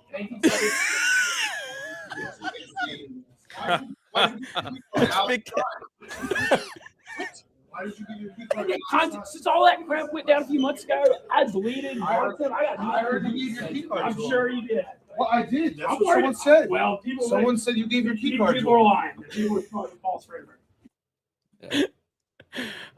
So good, man. Love it. So Barstool's doing a good job of playing it up, but yeah, they need to fully embrace Alex Stein, primetime 99 at this point in time. So I think it would be good for them. Alex is the man. So like from their perspective now, after that, it could be a little tough to do that. Like, because you want to set the precedent. You know what I mean? Yeah. You want to set the precedent that if someone comes barred, and I'm all for what Alex said, I thought it was funny as fuck. But is that the precedent that they then want to set? You know, that does make that a little bit tough. Just trying to take their side of that for a second. But. Yeah. I mean, security is I feel like they would have a better level of security at Barstool Sports, to be honest. But well, not if they buzz them in. Yeah. If you have to get buzzed up that elevator, then I mean it is what it is. But yeah. I don't know. Ripple, what's it is that what it's at the fake Ripaverse warehouse? Is that the type of security you got? Or y'all just fucking drawing on people? Nah, that's up? the thing though. Like well, yeah, that like not like a fucking crayon, Jay. Yeah. No, that ain't the type of security that we I was thinking comics and like drawing comics, and you said drawing on it. I didn't think about guns. I thought about like, well, that's the thing. Christ. Everybody I'm in my sorry. spot, in our warehouse, like definitely with Brandon carries. So I don't know where's Barstool. Where are they even at? They like New York or some shit. It should be New York. Yeah. Yeah, you can't care. Like I'm in Texas, so it'd be the worst thing. Some idiot wanted to play a joke because we don't know what if you're playing a joke or not, and that's how motherfuckers get shot for a lot less, man. That's all I'm saying. That's what Temple when he retweeted it, and he's friends with Alex Stein. He's had him on. He's like, hey, somebody does this at our place. In West Virginia, you're getting shot. So. He went to the yeah. I got it. It's entertaining as hell, man. So shout out to Alex Stein. I love that dude, man. I really do. He's fantastic. And Jay Schwalbach for 220. Is it $222.01. Is that over on locals? Yeah, that's on locals. Shout out to Jay Schwalbach. Been out of the country for the last 3 weeks. I'm back, baby. I was looking to buy something for Jeremy for Christmas. I heard Ryan's unused testicles spent like for I think he needs spelled like for Krista were available in Chinese wet market. No luck, but I'll keep looking. Just wanted to support. Merry effing Christmas. Thank you, Jay Schwalbach over on locals. And again, if all of you on Rumble are interested, you can join our locals community with Geeks and Gamers. So we still have a huge crowd over there. Really awesome to see. And obviously here on YouTube and Odyssey, thank you guys for all the support on each one of these platforms. It is really humbling and we appreciate it. So one thing we've got to start doing is putting these gaming streams. We got to get these gaming streams on the front page over there and getting some more eyes on some of these gaming streams. And more games are coming for sure. So all right, so Alex Stein, Barstool, it's great. I love it. The next thing I want to talk about is Strange World Disney. Disney is losing their ass on this one, rightfully so. I'm going to turn that one over. And I have insider information. I can't confirm or anything like that, but I think Ripa has operatives working inside Disney to give them bad decisions to open up the market for the Ripaverse. That's what's going on. That's why Strange World. But Ryan, tell us what's going on. So here, let's pop this up. To no one's surprise, Strange World, the movie that was promoted as an environmental propaganda flick featuring a first for Disney, a gay romance with the lead characters. Strange World completely flopped at the box office. It's just barely broke $50 million globally on a nearly $180 million budget. It's going to lose potentially up to $200 million. Disney's pulled the plug on this thing. They're saying, you know what? We're done. 30-day theatrical run. Then it's going to go early to Disney Plus because, you know, families want it on Disney Plus for the holidays.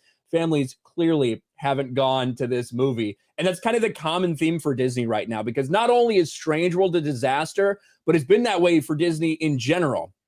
Look at this article that came out a couple days ago. How Disney Animation lost the box office crown to Universal for 3 straight years with no turnaround in sight.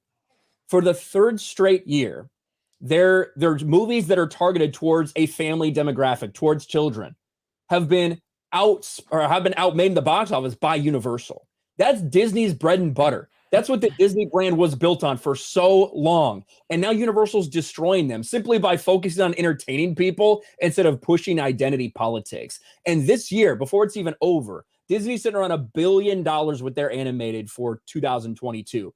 Universal's doubled that at $2 billion. And I think they've still got that Puss in Boots movie coming out too. So it's been a bloodbath for Disney and the thing that should be like what they're known for. But after some things that have happened this year, it looks like families don't want their children. They don't trust Disney with their children anymore. Yeah, and I mean, it's not that complicated. I mean, it's complicated to like, so okay, why is Ripaverse successful? It's not complicated, but it's also not easy. Because what he did took a long time and everything like that. But it's not complicated. People just want to be entertained and not preached to. That's it. It's a very simple process. Now, getting to that process and being able to create all of that, that's the complicated, hard part. But in terms of having that foundation below you, once you get that foundation, it's not that hard. People just want to be entertained. And that's what Universal's doing right now up to this point. I'm not saying Universal's the company that you should look to be the savior for everything you're trying to do. But I'm just saying right now, if you're looking at what they're doing, they're giving people entertainment and people are connecting with that entertainment, whereas Disney's giving you propaganda and they're paying for it substantially. I know Rip has talked about this a lot, that Disney they're not something that can't be defeated. They're not something that can't be toppled. A lot of people feel that way because they're Disney and they have their hands on so much and they're known for so much and they've been around for so long, but this is how easily it can get away from them. And we go back to what? WCW, WWF. We all remember that. WCW had toppled the WWF after WWF was the standard in a massive industry. WCW toppled them and no one thought it was possible. And luckily, Vince was smart enough to, figure it out. And then WCW fucked up, and it didn't like they were going to fuck up. They can mess up and mess up quickly. And I feel like we're at that point now. Disney could be messing up big time. What are your thoughts, Ripa? Yeah, I mean, it's just another example of it like this. So how much, where the projected number is at, like Ryan, in terms of how much they're going to lose? Well, for Strange World, with a $53 million, they've only got about 10 days left. That thing might get to like 60 mil, which means the studio might get like $25 to $30 million of that if they're lucky. Right. Now we're talking about $180 million production budget. They say they skimped on the marketing, but I mean, at least, $50 million. So you're talking about a $200 million loss on this. That's following a nearly over $100 million loss on Lightyear. And the biggest thing with these movies, because Disney's spending a shit ton. Lightyear was a $200 million budget. This movie is a $180 million budget. What Universal's doing, like the Despicable Me movies, I think the Minions Rise of Gru was like an $80 million budget. And that thing made almost $1 billion. Right. That's more of the standard for the anime. I don't know how the fuck they're coming up with almost 200, and in some cases, $200 million films. Like, there has to be overhead and a bunch of red tape and all that that explains how those movies are costing too much. But that's what's doing them in. I mean, you're spending too much for low quality, and to like Jeremy's point, like this stuff is just being rejected by the audience. Largely, it's not a complicated thing at all. It's not a rocket science. I mean, definitely when you start to talk about something, yeah, you might be tied to Disney, but if you're talking about something that has a relatively like newer like IP per se, you don't have that baked in audience. It is a risk, man, big time, to try to like do some of this goofy stuff that the only way you can get folks looked at it, which to be fair, that's why they try to funnel this through characters that are so recognizable, because really that's the only way they can make money off of it. Projects that are like brand new IPs and stuff, this is what you get. You get stuff that just flat out dead on arrival. It's just what it is. So they can absolutely go down. I mean, we've seen them. I would love to know.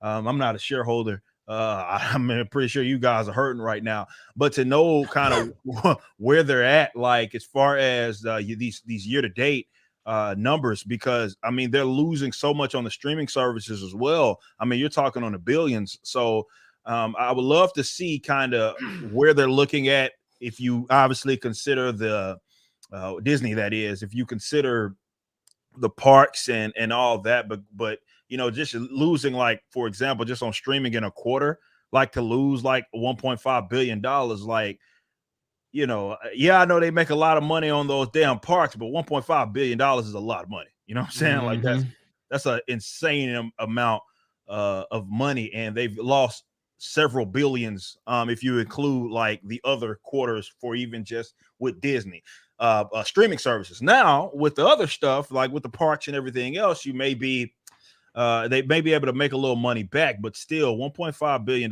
man, that ain't no slouch. And if they're gonna keep pumping out shit like this, and then even when they do have these blockbuster movies, because they're spending so much money, like even with something like Black Panther, where yeah, it may make a little money, but it's just not, it's making a little money. It's not like it's $700 million is how much they made. Where are they at? Have they hit 800 million yet? They have not. I do think they will. They probably will. Which is kind of sad, though. It is sad because, like that, you're talking about maybe $100 million profit if this thing goes, all the way to 850 million.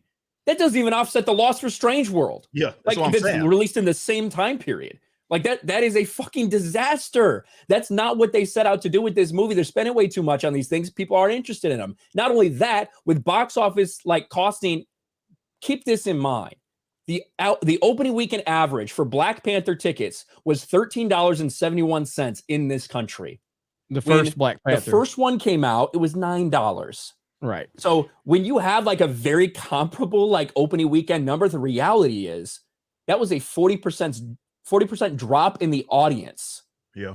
From the opener. That's massive. That's and massive. Now I haven't even done the numbers yet. Like if you factor those numbers into the overall, it's going to be even worse. You're talking maybe 30% of the people that went to Black Panther showed up to this. Yeah.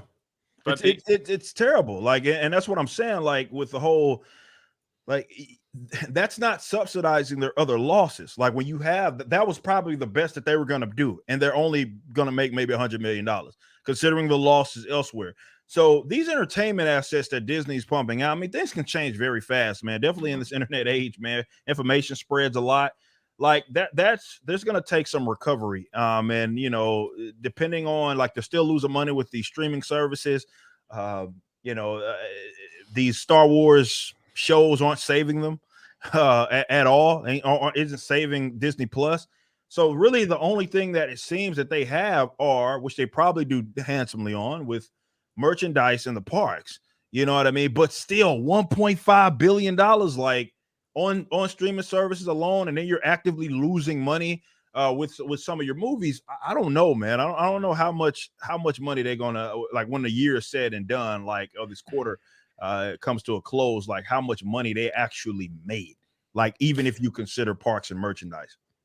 Yeah, I mean, well, Jay, you've got the insight on that. How's the park side looking? Because they need that bumping big time. They made about $7 billion this year.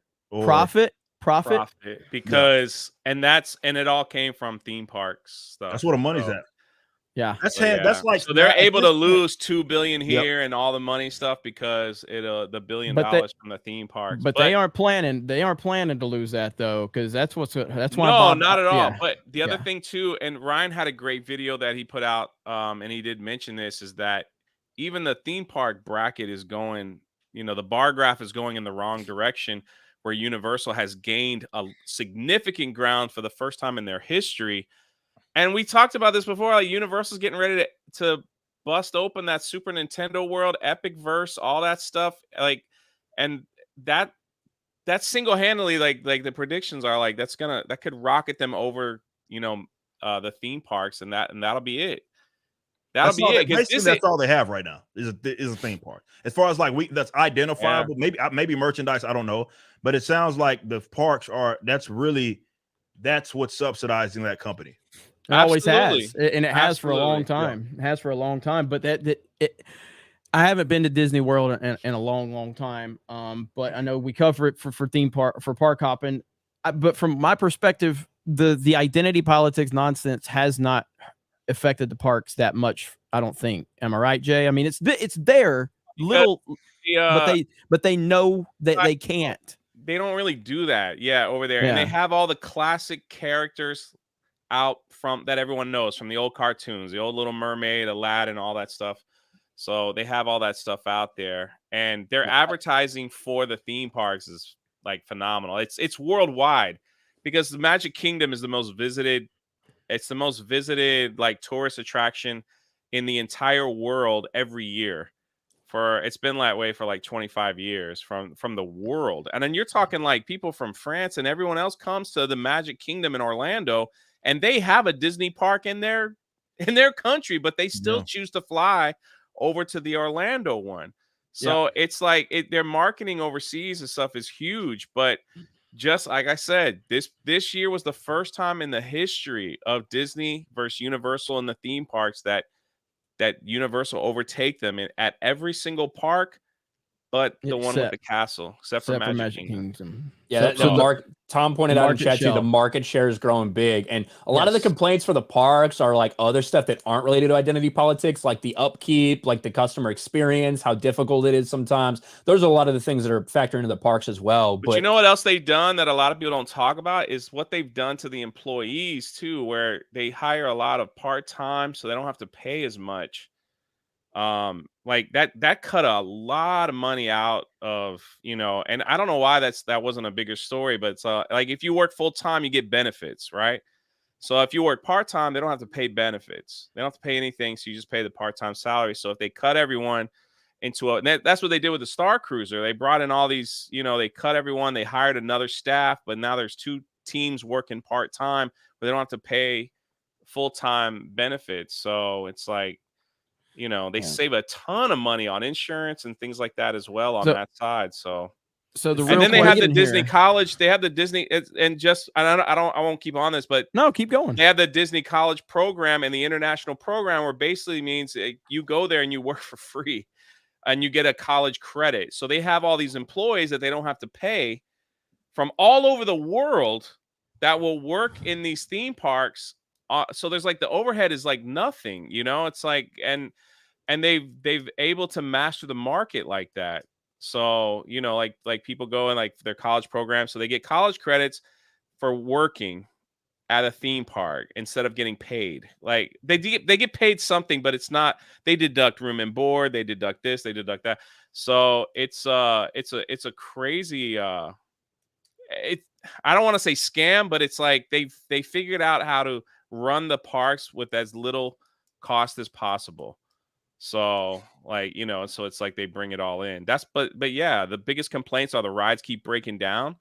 Someone said, Lisa said it's called internship. It's kind of like that. It's a little different, but yeah, it's kind of like internship. Absolutely. I think the biggest takeaway from all of this is the fact that Disney, the family-friendly Disney brand, that is what they've been known for decades and decades and decades. These animated movies, these animated hits from year to year to year, creating these original movies. Now maybe they get ripped off from some writer somewhere else, but these original movies that come out, they are third straight year that they've lost because families are walking away from Disney. And I think a lot of that has to do with the woke propaganda. Like, because all these other companies are doing the same shit in terms of budget restraints, like all this stuff, but Disney's the one that's most affected. Mm-hmm. And I'm sure people remember this, but this right here was, I think, this took a big hit because these are the people that are some of these people are involved in the parks, but this was the Zoom call. Remember the Zoom call? Mm-hmm. Like this was a big problem, and this is a massive problem right here. This is where parents they are done. The mother of two queer children, actually, one transgender child. For saying that alone, she belongs in fucking prison. Like, I'm not even joking, man. Like that's bullshit. Like this whole transgender child shit. The fact that people can say that stuff like normally, which is essentially you're advocating that your child be fucking mutilated in one way, shape, or fucking form if they're trans. Like, ain't no such fucking thing as a goddamn trans child. That's some shit that you put into them. And when parents hear this is a massive turnoff to parents, knowing that these are the people that are behind the Disney brand right now. And also as a leader, one of our execs stood up and said, you know, we only have a handful of queer leads in our content. And I went, what? That can't be true. And I realized, oh, it actually is true. We have many, many, many LGBTQIA characters in our stories, and yet we don't have enough leads and narratives in which gay characters just. So these people are psychopaths, and I'm not going to watch the whole thing. Goddamn bad shit, these people are deranged, and it's disgusting, and that's why Disney's struggling. Those are the types of people that run Disney, and so the nostalgia aspect, all that, it's what you think Disney, or what you used to think of Disney. It's not even remotely close to it at all. And Bob Iger is not your savior, and neither was Bob Chapek. None of them were. It just Iger's 100%. in there to shake hands with people and just kind of smooth things over for the stockholders. That's all he's doing. He's going to the theme parks. He's shaking hands. He's meeting with cast members. He's just saying, look, everything's going to be okay now. Don't worry, everyone. And then he's going to leave. That's literally all he's doing. Yeah. I think for all the people that were like, Bob, listen, he came in and he said that they made a mistake. He wants to change. He doesn't want to be political anymore. Then like a week later, Bob Iger, just a couple days ago, was at some like gun control thing where he was saying, hey, all of us who are in a position of responsibility in a company like this, we need to push gun control. So there you go. Piece of shit.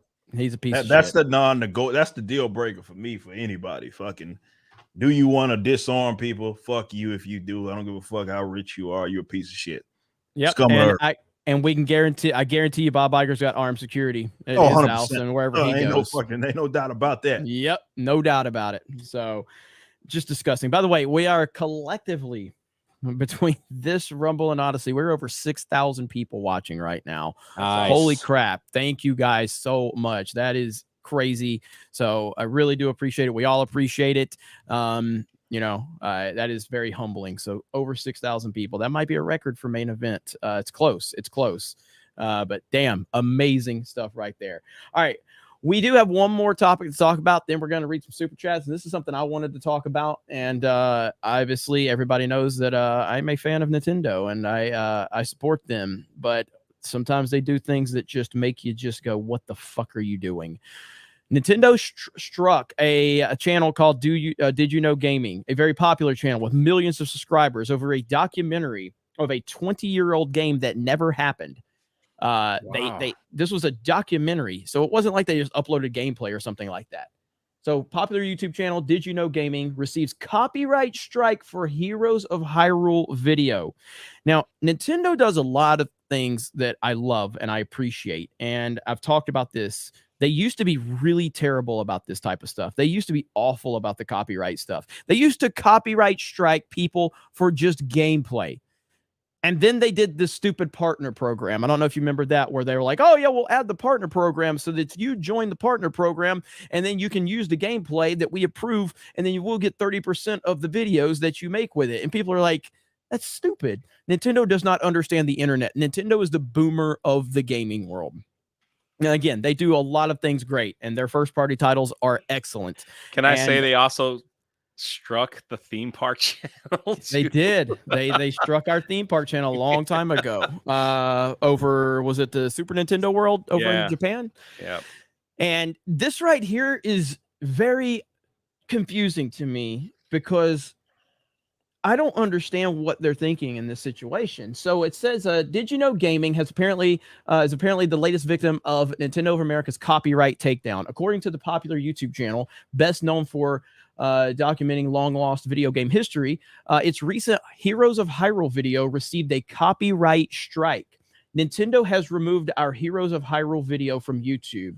This was a journalistic video documenting a game that Retro Studios pitched to Nintendo nearly 20 years ago. This is an attempt by a large corporation to silence whatever journalism they don't like, and a slap in the face for video game history preservation. We are exploring all available options to restore this video. That was 5 days ago.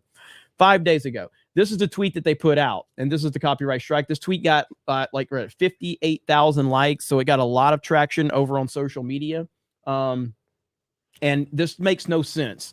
Did You Know Gaming's research revealed Heroes of Hyrule was styled like Final Fantasy Tactics and would have been focused on 3 heroes who were tasked with rescuing Link. In the end, Nintendo rejected Retro's pitch before any gameplay prototype could be completed. This is insane that they're doing this. So from my understanding, Did You Know Gaming, a channel with millions of subs, now I think they had the typical week ban or whatever, so they couldn't upload and all of that. So that puts them 2 strikes away from their channel being deleted completely. Now, do we think that they would probably get this fixed? Probably. That's not the point. That's not the point.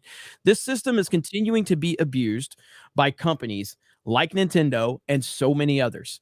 The copyright system is broke. I'm not the first person on YouTube to say that. PewDiePie himself has made videos on this topic. So I'm not saying that we're going to have any impact here, but it needs to be called out and it needs to be addressed because this is just unacceptable. This is a video. Time went into this video, time and research. So you shouldn't be able to strike a video just because it has content that maybe you don't like. And I did hear from Spawnwave that said that he checked to see if there was any specific copyrighted material or any NDA material. And according to the information he got, there wasn't any in this. So this was all content that should have been completely fair use. So Sega does what Nintendo don't. That's for sure. Yeah, it's crazy. And Nintendo's been the worst about this, like you pointed out at the beginning, Jeremy, for a long time. And anytime, remember, I mean, we dealt with it on this channel with Naughty Dog, when Naughty Dog struck this channel because of things they didn't like, because things came out, not because there was any violation of copyright, anything like that, but simply because Jeremy was talking about the leaks, about what had gone down. And they struck the channel to silence people. Now, I don't know who's making these types of decisions at Nintendo or anything like that, but it's ridiculous. Like, I don't know how long this was. I never watched this channel before, but a lot of these things, I watch these for old Star Wars games all the time. especially like, oh, a Knights of the Old Republic 3 that was supposed to be in development that very slowly turned into something completely different. Like, we've all watched this stuff. It's great content. It's far more talented and takes a lot more time than the videos Jeremy and I make. That's for sure. So this is garbage. Yeah, it is. It's very frustrating. And I when I saw this, I thought about the Naughty Dog situation and how I hammered Naughty Dog so bad because I was so frustrated at what they did to me. And this has nothing to do with me. I'm if anything, you know, I wouldn't want to criticize Nintendo because I do like them as a company, but they deserve to be criticized for a lot. But this specifically is just over the line in so many different ways. And I've noticed one thing. I've noticed a lot of YouTube channels that cover Nintendo haven't touched this. I've noticed that. And now I think that's like that's no different from fucking the weirdos with Marvel and DC when they do back bullshit. The biggest Marvel and DC, be it news guys, will never touch that fucking shit ever. Yep. And it's hilarious because they get the most views. I know this is a little bit of a side point, but I've always found that hilarious that people would say, because we are critical of something Marvel or DC does, they'll say something like fucking, you guys are hate watchers and or hate mongers, and you're doing it for the views. Do it for the views. I'm like, bitch, if I want to do it for the views, I would just say everything fucking positive about this company, and I'd be and put a thumbnail with some fake shit in it, and then I have the fucking #1 trending fucking comic book video. What the fuck? Rip would be sitting there in a Superman shirt, going to Daily News, just screaming that this is the best thing I've ever fucking seen in my life. They love the fucking. They love to put Ripple up there, invite him to something like that. Look at our Black fan. Fucking Marvel. If I just shield, you know. Look at our Black fan. Look at the black guy. We're not racist. Knowledgeable black fan. I would have been fucking. I'd have ran Marvel if I fucking shield that bitch ass company. I would have ran fucking Marvel, man. Don't tell him you're knowledgeable. That won't help at all. Well, that's true. That's true. That would have still disqualified me. That's true. That would be the worst thing. Yeah, but yeah, this is very, very disappointing. You know what? I'm gonna take a stand. I just think this is fucking disgusting. I know. I am boycotting Mario Kart. I'm fucking done. Not gonna play it until you fix this, Nintendo. That's my sacrifice. That's interesting. The timing of that when I asked Ryan if he could maybe host or play Mario Kart this Sunday, because I'm not going to be able to I got to stand by my morals, Jeremy. Oh man. Oh, good stuff. But yes, very I hope more content creators will cover this, especially Nintendo centric, because I think it needs to be, because guess what? It's going to be you next. It's going you literally run YouTube channels with Nintendo in the fucking name, okay? Like, you need to call them out, because it's going to be you next if you don't. And it's very frustrating, and I hope that this gets resolved. Again, a lot of times I don't know if Nintendo has somebody on this. I don't know if they just have a bot, and I don't think they even it's hard to tell how, because they're so out of touch, but hopefully they will get this resolved. This video, now I didn't see it, to be clear, but based on everything I've heard, and I've heard different people that saw it, there is absolutely positively no reason whatsoever that this video should be justified as a copyright strike takedown and have a channel strike on this channel. Not even remotely close. So hopefully, Did You Know Gaming has went ahead and appealed it. Of course, that takes, 30 days? Is that what it was? 30 days that they have to, and at that time, you've ruined any traction that video may have or whatever. Dead, so, yeah. If it comes back, that shit ain't going nowhere. So, but anyway, shout out to Nintendo Life for covering this and breaking it down, and hopefully everybody else will kind of jump on this and cover it. I know Spawn Wave covered it. Great gaming channel right there. I'm sure RGT will cover it at some point. But all right, so we have to read some super chats. We're gonna toss it to everybody's favorite super chat reader, Ryan. Yeah, let's not go that route. Be here all night. I just want to laugh. I had the wrong one open. I was about to read my some. favorite. It's like my favorite part of the stream. Hey, this is a good one right here. Hayden says somebody needs to show Rumble HQ what their mobile experience is like, and maybe if they partner with locals. Integrate locals chat capabilities. Sorry, I just hate YouTube and Susan. I totally understand. We've told Rumble directly. We've told the Rumble directly. The top of Rumble, their mobile site sucks balls. Their app sucks balls. They're working on. I saw a new UI that they're testing for Rumble that looks a lot slicker and everything. So they're rolling shit out, guys. So all the feedback, they are working on it. Yeah, so. and same with Odyssey. I've talked with Odyssey. Odyssey's great too. Odyssey's got a much better UI at this point, but Rumble's doing good things. So the discussions have happened. We've told as many people as we can. And look, we're not the only people. There's some really big creators on that platform that have been talking to them. So it should be getting addressed. That's right. And if you're over there on Rumble, if you're one of the almost 3,000 people watching, hit that Rumble button. Hit that Rumble button while you're over there. Please. Hell We yeah. appreciate you guys. So thank you. Yes. Let's get into some of these. Captain Biscuits, yo, for $10. I hope for two things. 1, X-Ray Girl is not here. 2, a cancer that finally gets me a damn shout out. And 3, more wishes. Hail the army and hail the chat. What a crowd. I love this place. Hey, we love you too. There you I go. mean, you didn't have to get, you didn't have to get cancer to get shout out. Just how much was the super chat? $10. It only took $10. There you go. Shout out. What's his name? Yo. Why you want extra? You don't want extra girl here. Captain Biscuits, yo, it's his name. You didn't want extra girl here. Captain Biscuits, shout out. No X-ray girl. Would that mean there'd be a suspicious amount of women at that point if there was one more? Too many. Talking about Kong Man. Oh, maybe. Chat, do you want X-Ray Girl here? Would you like to see X-Ray Girl at any point or X-Ray Boy? Either one's fine. You know, I'm sure to get the job done, right? If we just put a wig on Kongman. X-Ray Boy. Jared the American for 2. Jay, I didn't expect you to retweet me last week. Who's that? Jared the American. You fucking retweeted him. Well, you had a good tweet. Good job. Save. That was a good save. He has no idea. I have no idea. Enrico Palazzo for 10. Hey, guys. Enrico Palazzo! On the Naked Gun. He sang the national anthem. Sorry. Enrico Palazzo for 10. Hey, guys, just for laughs, could you please play an old Super Bowl commercial from 2001 titled Bud Light Deep Voiced Girl? It would be aptly retitled As and Krista's Blind Date. I enjoyed the show. See if you can find that one, Krista. Find that? Or Steph. Big Raj. And before we keep going, tonight is the very last night for the Canadian Bear plushie. You see that plushie sitting there with My Nerdy Home. I was checking the Twitter. I was like, seeing.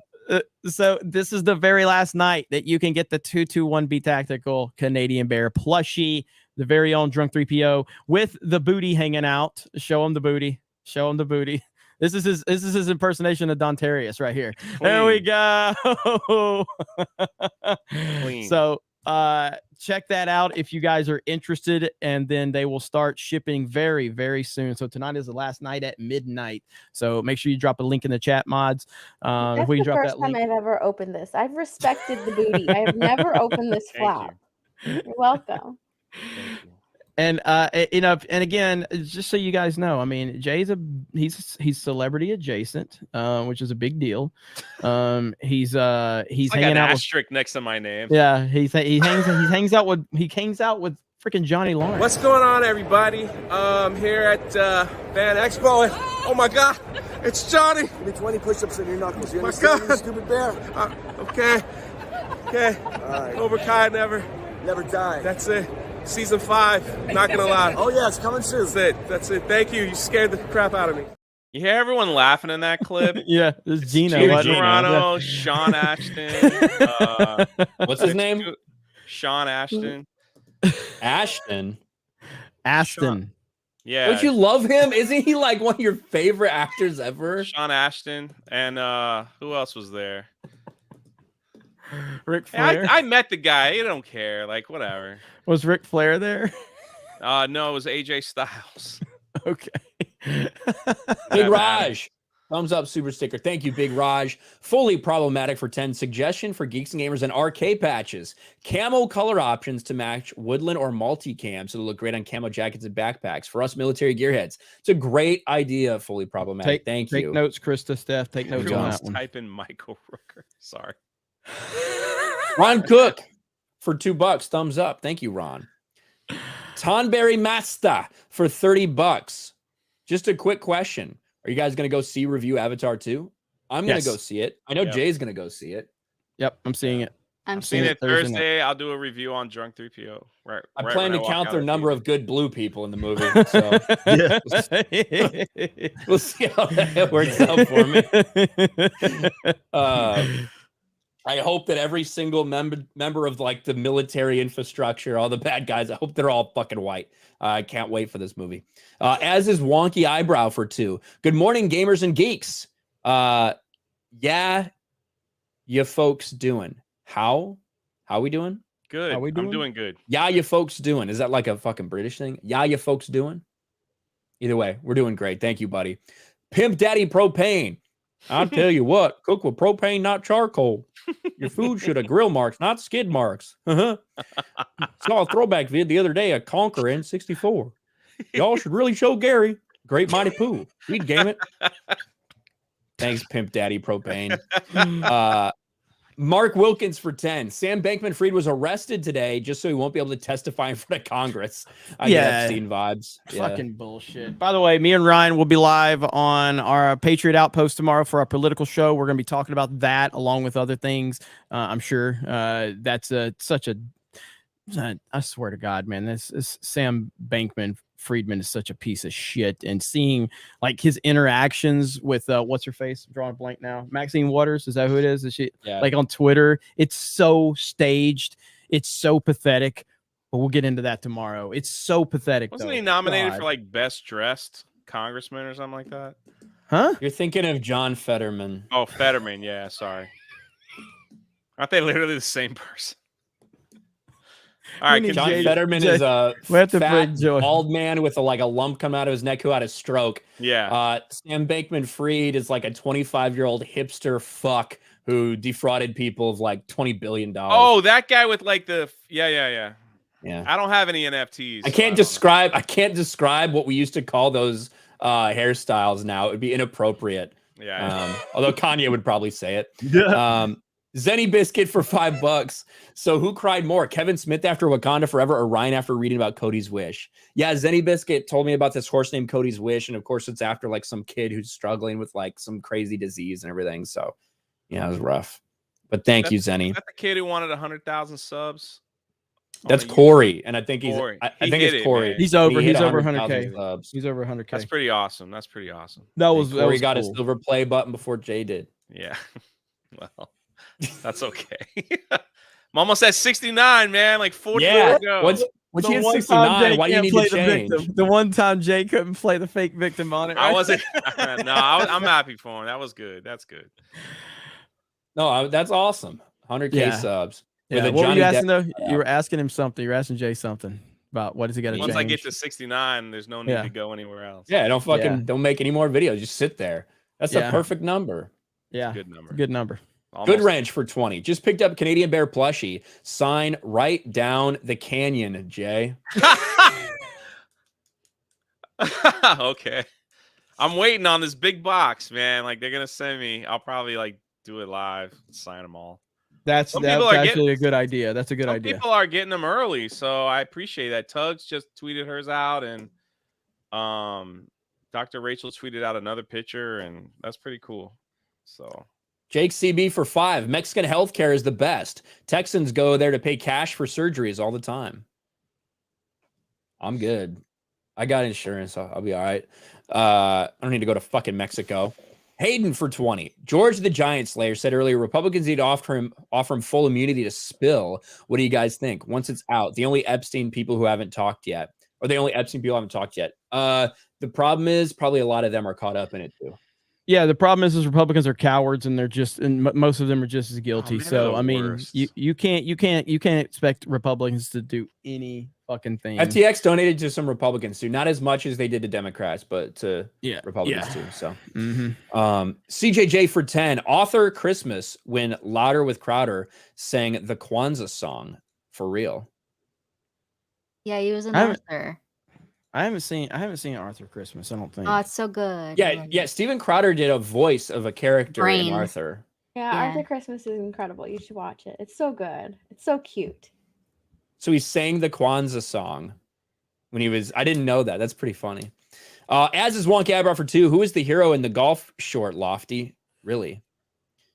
Yeah, that was crazy. I don't know if you saw that earlier, Rip. But did you see that, Ivan Ripper? get hit with a fucking golf ball? It just it shows you Ivan's one of the dumbest people on the planet for putting himself in this position, and then it shows you how dumb the people were that were around him. Do you play golf, Ripper? He called me after this. He called me after this happened. Watch it. Look, look where Ivan's standing. Ivan's standing there with the camera. I know better than that. Here we go. Part 2. So a lot of people have been asking me if that. Oh, you should have played part 1. Huh? Yes. Yeah. Well, I want to do the whole thing. We were scheduled to play a 2-on-2 match that day. Turn it up. The guys couldn't show up. I don't know. Where's the fucking volume on these things? They don't have them. Never seen him play golf. It was a Just terrible on or off. But thankfully, everybody's good to go. Right to his skull. Oh man, that's rough. Pictures of that here. Here. And there's Ivan. Play the first one so he can see it. Dude. Yeah. I can't. Oh, he called me after this happened. He called me. How long ago did this happen? This was it was several months ago. My swing. It was at this moment that he knew he fucked up. Oh God, you hear I know it. that shit fucking hurt, man. See it bounce off the side of his head. This happened this year? I His just hair said several flew. months ago. I know. It just registered. Sorry. It was at this moment that he knew he fucked up. It's uploaded on November Wow. 9th, so. Oh, That's rough, man. I know that shit Oh. hurt, motherfucker, man. ouch! It hurts every time. Oof. Yeah, I've seen I've seen some pretty bad shit on the golf course. I used to work at a golf course, so we used to have people get hit all the fucking time. Lose teeth. I don't know if I've ever seen anybody like lose teeth because of it, but I've seen a lot of headshots, that's for sure. I got hit in the back. Brian Blair for 10. A friend of mine who loves She-Hulk said, and everything else on Disney Flush, said the Nolan Batman trilogy was a snooze fest. Yeah, we're not much friends anymore. LOL. There you go. Yeah, I mean that's just insane. So I don't. If it's a accept woman, that. stay friends with her. If it's a man, that's ridiculous. D Kenyon for 5. I work at a golf course, mow the greens and fairways. My mowers have been hit 1,000,000 times. I hit the. That was good. That was impressive, and it was impressive because you did it on the spot. So explain it, and then but how it when he explains this, just understand he had no idea I was going to ask him to do this. I said, "Hey, can you do it?" And he just jumped up. Go ahead and tell him the story real quick. Yeah, we were at Top Golf and we were just fucking around, and like the ball picker upper guy was out there fucking getting shit, and Jeremy's like, "Hey Ryan, think you'd hit that guy?" And I'm like, because he has a protective thing around him because he's out there while golf balls are flying. So let's Yeah. paint that picture. Ryan is a horrible Whatever. person. I don't think he's that bad of a person, but anyway, so that thing's out there, and Ryan just steps up and like, oh, I'll try. I'll try. And I'm like, because I got like, I think I had a 7-iron in my hand. That guy was like 165 like yards away, and like moving towards. So like, how the fuck, we'll see. And I just fucking get a ball quick because I knew he was getting out of my range. I fucking slammed it. I fucking pured it. And it just, with a nice little fade and just boom, right on the top of the thing on demand. It was awesome. Yeah, that was really cool. That was really cool. Mark Wilkins for 10. The best example of a celebrity losing face due to social media is Alyssa Milano. Yeah, I mean, I don't know if she's the best example because I don't think that she's known for being hot anyway, not like for anything else. No one really cared about her acting or her opinions. One of the biggest, in my opinion, disasters of celebrities on Twitter is Mark Hamill. Mark Hamill is a psychopath. Mark Hamill is not well. He really isn't.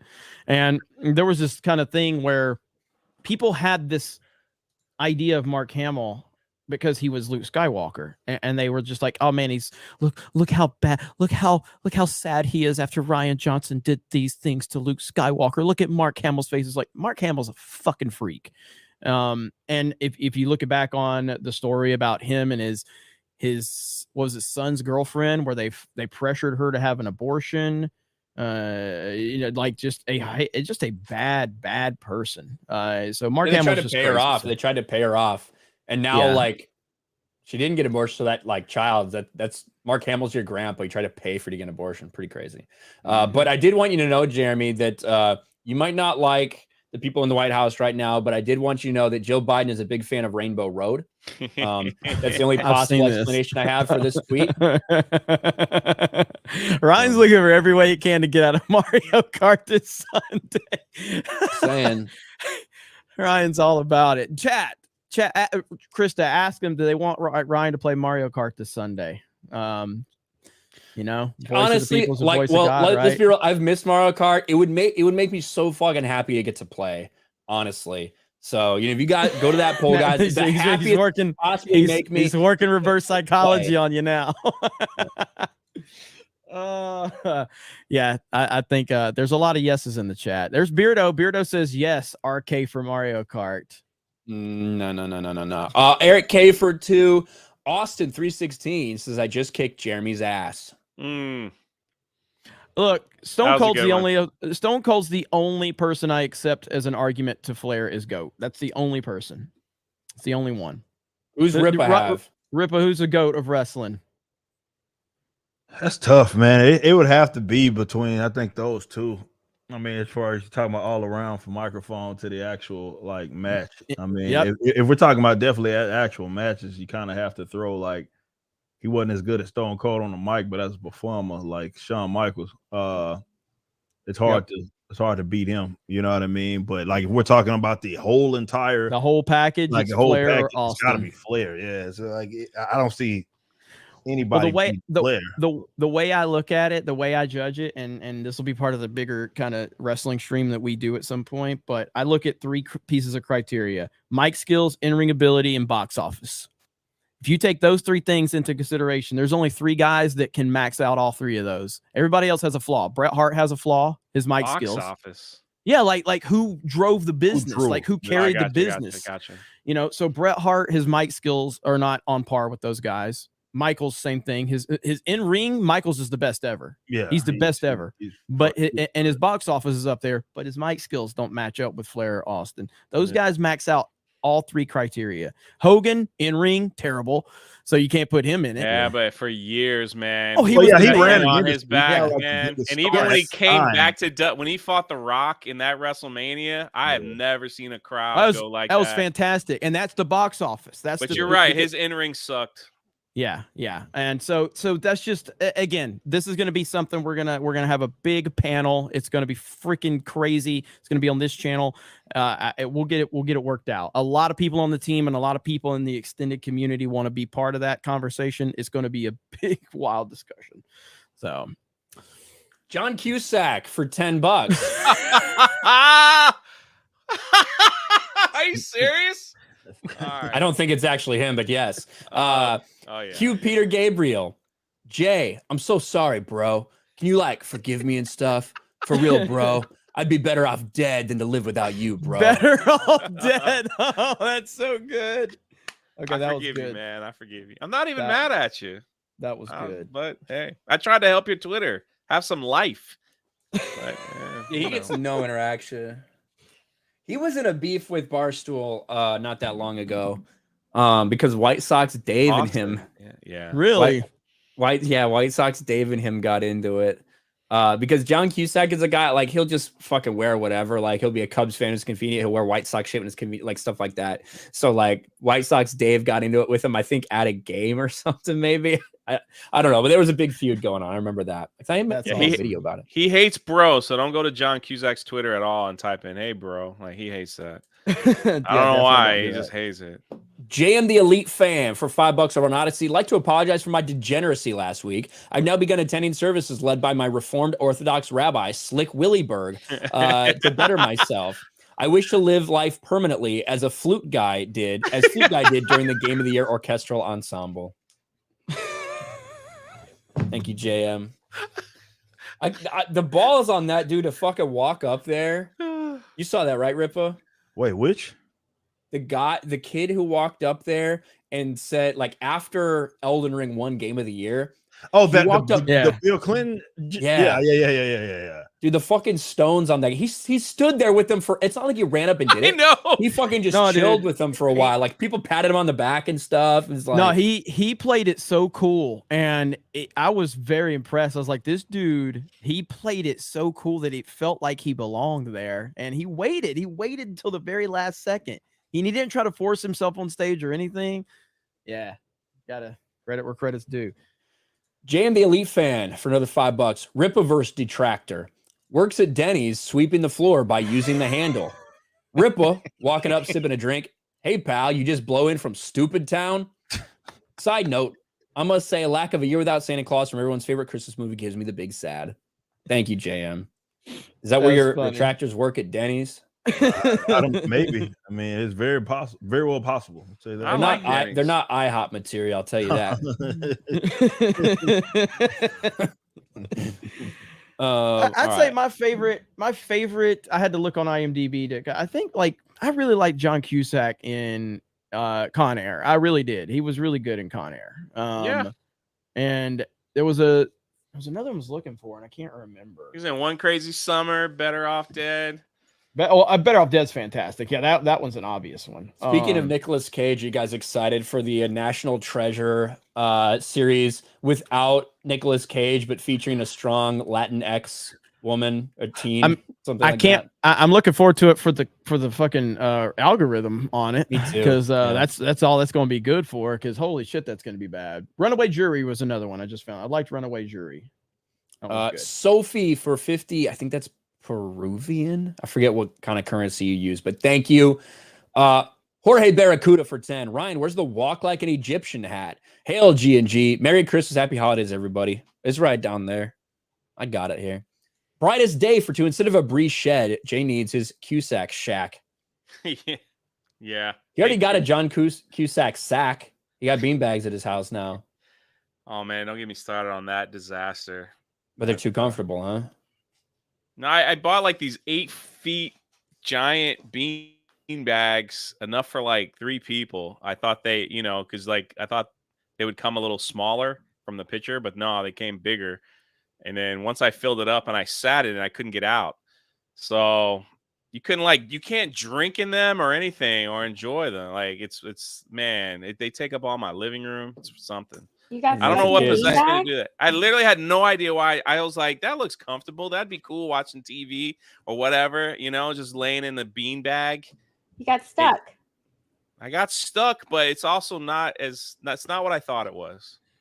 That's all. All right. Hey, I just sent out a tweet. Hey, I just sent out a tweet, guys. Go give me a like and a retweet right there. Let's see what he says. Thanks for everything you do. Maybe I shouldn't like it because Krista retweeted from Geeks and Gamers. Jeff K for 20. I'm still upset that guy mentioned Jeff's on Ripa's stream. Who the fuck is Jeff? Still don't know. Still have no idea who the fuck that guy was. That was the funniest thing. The guy was like, "Here, I'm gonna show you the cover, Ripa. This is the price." And he's like, "Ripa's like, it's not even my book." Yeah, that was bad. Jackass. Steven Wasik for 10. Be careful using that I got news for you clip. Ricada said NBC's claiming it. They already hit Nina Infinity during her Twitter file stream on Sunday. Really? I mean, maybe she used the original version from NBC and without the music. I don't know. I don't know why NBC Flash would claim it. Plays it every Yeah. Plays it every Saturday. Bird Up for 2. Gremlins is a Christmas movie. Fact. Agreed. That's a pretty good Christmas movie. That's a pretty good Christmas movie. My question is, Ripper, when are we gonna get a Rippaverse theme park? That's where the money's at, man. Come on. You know, I got a lot more $3.7 million campaigns I gotta have before we do that. I love that's where the money's at. Yeah. And your wife loves theme parks. She can design the whole thing. I can let her run this shit. Yeah. There you go. And will you give Jay how many subs does Jay need to get before he get a free pass? Oh man, 100K. I say about 100K. I think I'm almost there. Right. Let's make it something realistic, man. I'm almost at 70.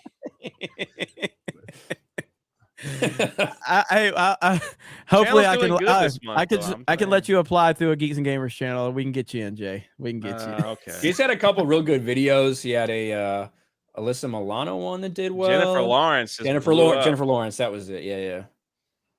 Jennifer Lawrence one did really good. Steven Wasik for 10. How much did Sazerac pay Barstool to shill Fireball like that? It's not even that good.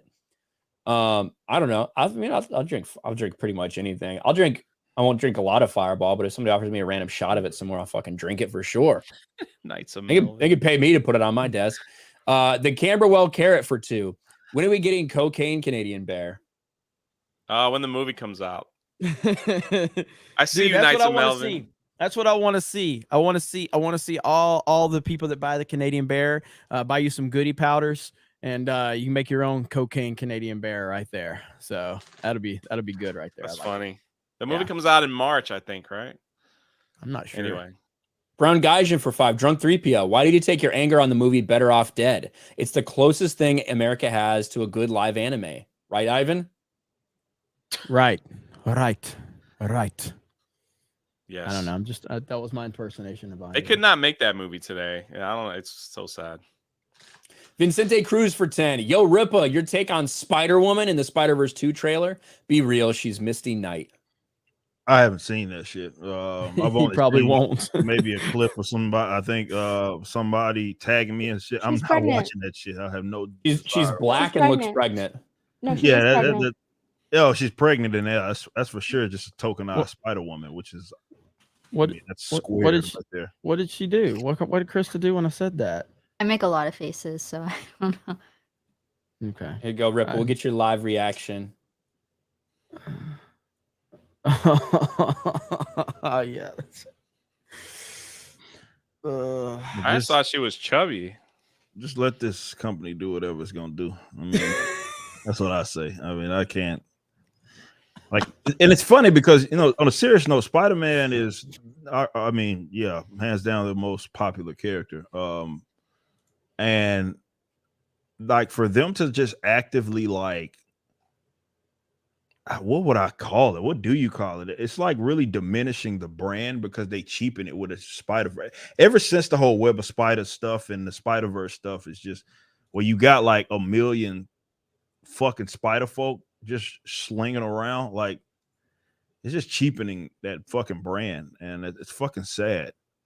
I don't know, but it's like, I don't know what way to take that. If it's a way like them saying like, this is all fucking we got, so we're just gonna just fucking do everything. Everybody's a Spider person, or is it just like, I don't fucking know. It's just, it is silly though. It's just like, hey, he's your most prominent character, and you can't do shit else other than make everybody else. Aunt May's a goddamn Spider-Man, fucking Spider-Queen, fucking everybody's a goddamn Spider. You got these fucking little Transformer Spider-Man and Spider-Pig and shit. Like everything's a goddamn Spider-Man, and it's just ridiculous, man. It's I mean, I think a lot of people like Into the Spider-Verse. I think the reaction from people was good. I didn't care about it. Like, it just wasn't. I watched it. I was like, okay, but that was the one movie where I actually griped at my own audience. There's not been any other movie that did it other than that, where I was like, I didn't see it for a while. The audience insisted, my own audience insisted, oh, this fixed Miles, you're gonna like it. And I watched it, and that was the hands down the most overrated fucking movie I've ever seen. And I'm not even joking. Like, I'm not even joking. It's just animation. All right, cool. He's slinging around in 3 frames per second, like jumping off a rooftop in Jordan 1s. Like, that movie didn't do jack shit to fix that. He's the same. It's the same shit. It's a Peter Darker shadow. Like, it's the same. It didn't do anything to fix the character. He was that in the comic book. So that was the one time where I watched a movie that I was like, y'all, I because I wouldn't have saw it. It was just something I just wasn't interested in. Not that I hated it. I'm just like, I don't care for Miles Morales, whatever.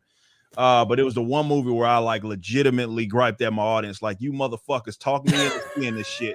And that was hands down the most overrated fucking movie that I have ever seen. Because, like, you see your point, Ryan, unanimously people like enjoy it. And I'm not gonna sit up here and be like, it's the worst goddamn thing in the world. I'm not saying there's been worse movies, 100%. But as far as like how folk were hyping that shit up, not even fucking close. Not even close. Yeah, I mean, I liked Into the Spider-Verse, but he's 100% right in what he's saying though. You know what I mean? I just didn't like what it did to like Spider-Man, like Peter Parker, like that other Peter Parker, whatever. Yeah. It's like, okay, well, I need to be inspired. I need to be inspired by what he wants to do. You know what I mean? It's just, it's like that's the same shit we've seen over and over again. So That's what I I'm didn't saying. It didn't do anything understand why different. people loved it like that. Yeah, it didn't do anything. Like people were like, I get that, and that was why people were trying to get me to see it because they know I've been critical of this character for a while, and they're looking at it like this fixed him. So I went into it with the idea like, how the fuck possibly can you fix this? But my audience said that they fixed it. So let's check it out. And I watched that shit the whole time. I'm like, these motherfuckers talking me into seeing this shit. Like, and it's not good to the level of what they were saying. Like it didn't fit. Let me say this. It didn't fix the character. Like I won't say that it was just a flat out dog shit movie, but it didn't fix the fucking it didn't fix the character at all. It's the same shit that we had seen in the books. And by the way, I have a fucking masterpiece that I'm about to drop about that, which, you know, I get the most engagement when I talk about Miles Morales from these weird stan accounts. They're going to fucking hate me for this next video. It's not the next video that I'll drop, but my editor's working on it right now. It's a data-driven fucking Miles Morales video talking about how y'all fake like him. And, man, these motherfuckers going to be mad at me, man. I'm excited. I can't wait for that. When is that dropping?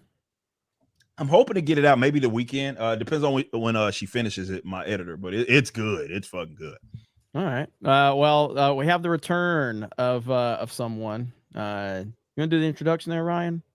Yeah, I mean, I want to get somebody's take that has a legitimate like discussion point about Miles Morales, not somebody who's like probably never even read a fucking Miles Morales book like Eric July. Somebody who just through diversity alone probably understands Miles Morales' plight. Hello, Macho Libre. Let me tell you about Miles Morales. First off, Morales is Mexican. Let's get that right. I don't give a shit. I think that's appropriation. You see, back in my town, we are men. We do the earth with our pure hands, with our nails. We fight fucking bears, goddammit. And here he comes, Miles Morales, thinking like, oh, just because I got bit by a spider. Bitch, I got bit by a burro one day. A fucking donkey. That shit hurt. But guess what? I brushed it off. And he's like, oh, I'm going to appropriate now. Now the little mass vigilante shit. You know what we did? We would go hunting. We would come back to our wives, and the wives would be like, what would you like? Some rice and beans? Hell yeah, because we're poor and that's what we get. So I just don't get why there's so much fuss about this fucking character when it doesn't even matter. Like, you talk about representations, Miles Morales calling Carlos Gutierrez, goddammit. That would be better. Shit. I do believe he's Puerto Rican. I wish I could get that part with what's his name with CIA. He's like Bane in the beginning of Dark Knight. Right? It's like Bane. Yeah. I need that clip so bad. We love our friends from Puerto Rico. Puerto Rico. Dude, Puerto Rico is from the freaking part of the U.S. Like, no, technically, yeah. Yeah. No, I actually tried to. Did I download that Puerto Rico? We have our friends from Puerto Rico. Dude, people from Puerto Rico don't even roll their R's. It's Puerto Rico, not Puerto Rico. That's how they talk. Puerto Rico. Nobody fucking cares. I have it right here. Hang on. Here we go. We are also praying for the people of Puerto Rico. We love Puerto Rico. What? That's my first time seeing that shit. Yes. I don't remember that at all. I don't remember that. I legit don't remember that. That's good. Yeah. I think it was the before he best fucking Kobe. Oh, I remember that. I remember him Kobe the paper towels. Fucking paper towels and shit. Following through and everything. I do remember that. he was cashing out, man. So we've got our friend Lauren Chin is confused. She's like, wait, what? Because she's blocked by John Cusack, so she's very confused as to why I'm saying big fan. Thanks for everything you do. I think she the replies are going to give she's it away. Blocked by him. Yeah, let's see. I'm still not blocked, and he hasn't responded yet, and so we'll see. We'll see what happens. Maybe he's busy on the set of. Never mind. He's not fucking working right now. I don't know what he's doing. Bird up for 2. The Albert Finney Scrooge movie is the GOAT. What is that one? Albert Finney, the Albert Finney Scrooge movie. Thank you, Bird Up. I want to go ahead. I'm going to show you guys something about. I didn't know this. So there's always a Trump tweet thread for something. There's always. And Brittany Venti retweeted this today. I'll find it and we'll talk about it. It's fantastic. Mr. Manfred Jensen Jen for $10. Hey, Ivan, if that golf guy invites you to a gun range, say no. You know what? You know something funny about that is that the guy that brought me to the gun range was my ex supervisor. Like he was my editing mentor, and then we kind of like shifted ranks, and it was like, hey, I need someone I can trust and that I don't have to pay. You want to come? I was like, sure, why not? And then that happened. This is what they took from us, everyone. This is what they took from us right here. This is Trump's Twilight arc. He says, after Friday's Twilight release, I hope Robert Pattinson will not be seen in public with Kristen. She will cheat on him again. That was in 2012. Man, Twitter was that was like that era of Twitter, man. Some of y'all didn't go through it, man. Like it was a different animal, man. It was the wild motherfucking west on his website, and I don't know if it will ever be that good. But it was so fucking good. I was back when you could say just game of words and it was fucking nothing. No suspicions, no none of that shit, man. It was. There's always a Trump tweet. He says everybody wants to talk about Robert Pattinson and not Brian Williams. I guess people just don't care about Brian. Robert Pattinson is putting on a good face for the release of Twilight. He took my advice on Kristen Stewart. I hope. He said Miss Universe 2012 pageant will be airing live at NBC and Telemundo on December 19th. Open invite stands for Robert Pattinson. Trump is a big Pattinson fan. And then he says, everyone knows I'm right about that Robert Pattinson, everyone knows that I'm right that Robert Pattinson should dump Kristen Stewart. In a couple of years, he will thank me. Be smart, Robert. He said so many he said so many tweets and stories about Stewart and Pattinson. Look, it doesn't matter. The relationship will never be the same. It's permanently broken. He's very passionate about this. Lots of responses to my Pattinson Kristen Stewart reunion. She will cheat again, 100 certain. Am I ever wrong? And then he says Robert Pattinson should not take back Kristen Stewart. She cheated on him like a dog and will do it again. Just watch. He can do much better. That's hilarious. We gotta ask him what he thinks about the Batman. Oh, I'm very curious what he thinks about the Batman. Oh shit. That's Zeus fantastic. Play for 5. Die Hard and Gremlins. Thank you, Zeus Play. Hayden for 10. Ivan, show the next Weeds and Waifus stream again real quick. That's a free talk style. I've got to ask an important question, potentially start a discussion. I was actually thinking about that. On Weaves and Waifus, we have a very engaging community. So I was thinking of doing just kind of like a free for all where you guys like suggest your animes, your topic of discussions and stuff like that. So yeah. I mean, again, if you are not aware, we do have an anime channel here on Geeks and Gamers. It's called Weaves and Waifus that you can go and subscribe and be a total chat about it.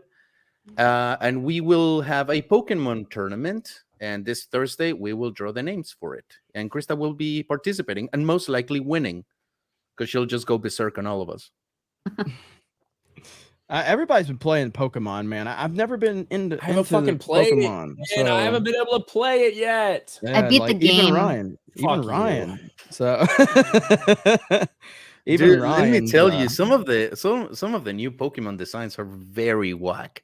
Like, sorry, they're fucking running out of ideas. I mean, what the fuck are you gonna do? Like, you know what I mean? How many ducks can you turn into like something else? Dude, there's a Pokemon, and I shit you not, that it's literally just a pile of trash. Like it's the drawing of a trash, like a trash bag. What's his name? Fuck. I mean, Trashy. might as well. There's a Pokemon for everyone. See, that's for a janitor or a trash man, you know? So it's called Trubbish. That's not what fucking janitors want to deal with when they come home to relax, Chris. They don't want to have to deal with the trash. Pokemon helps you.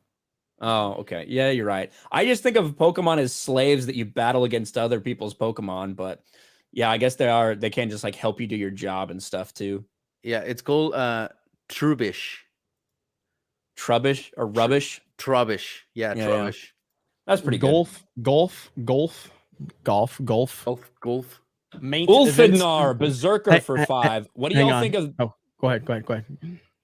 Ulfidnar Berserker for 5. What do y'all think of the Patrick Stewart Christmas Carol? I don't know if I've ever seen it. Me I neither. don't think I've seen the Patrick Stewart Christmas Carol. Is it good? Chat, let me know. Joel just dropped $140. Didn't say nothing. As Ripa says, just drops it on the table, turns around and walks away. I mean, Dude, how can you not respect it? How can you not respect it? He looks like he likes weebs and waifus too. So, hey, Joel, make sure you subscribe to Weebs and Waifus. Dude, for real. Those are our favorite types of super chats, by the way. Yeah. That's low effort for me, that's for sure. Thank you very much, Joel. We appreciate it, man. That's fucking awesome. Anvek for 2. We gonna get a Jeremy Cash Christmas? Jeremy Cash. We'll see. I'll be with family most of like several days before Christmas, so I will be kind of off the radar. But we'll see. We'll see what happens. Over on Rumble, we got a Rumble rant for $2 from Minor Zircon. Glad to see you guys on here. I can finally super chat again. Thank you very much, buddy. Nice. And there's more people watching us on Rumble than YouTube right now. That is insane. Oh my God. Shout out. So, Zenny Biscuit for 2. The Unholy 3 is a Christmas movie. Watch it. All right. Unholy 3. As is Wonky Eyebrow. Favorite Christmas songs, guys and gals. Mine is by Slade. John Williams, Somewhere in My Memory from Home Alone. Wow. I like Carol the Bells with Trans-Siberian Orchestra. Yeah. Yeah. A woman with taste. Oh, thank you. Feliz Navidad. That's a great one. The Harry Potter theme. Come on. I do like Josh Groban's Oh Holy Night. I like that song Oh Holy Night. I like the one by Josh Groban. But if I'm thinking of like a stereotypical one you fucking hear, probably Rockin' Around the Christmas Tree. I can listen to that one all day. Yeah, it's a good one. CJ for 5. Don't let Alec Baldwin get his hands on a nuke on set. Yeah, probably a good idea. That'll be a pretty big lawsuit. Curtis D for 2. Jay, above ground nuclear explosions are banned. I figured that. I just was wondering if they dropped a bomb, a regular bomb that they could film and make it look like a nuclear bomb. That's all. That's what I think they did. So yeah, thank you for clarifying it though. You want to make sure you knew. So, yeah. Now I know that now. Scrib Eye Steak for 5. Hail TNME. Super excited for this weekend. TSO concert to fit the spirit of the season. Also, shilling for Sabaton's Christmas Truce. Watch it. Thank you, Scrib Eye. Noted. Eric K for 2. K-Biz has a turtle soap company. Turtle soup. So I said soap. It says turtle soup. I'm okay with that. We don't have Krista to make some lore up about that. We'll tell her when she gets back. Oh, there she is. Well, she was there for a minute. I thought he was saying soap. What the fuck? I don't know what she's doing. I like it because she's turned it on and off, but it's like delayed enough that you can still see her change her expression. So it wasn't accomplishing exactly what she wanted because you could see the change. Hey, wait, let me do it again.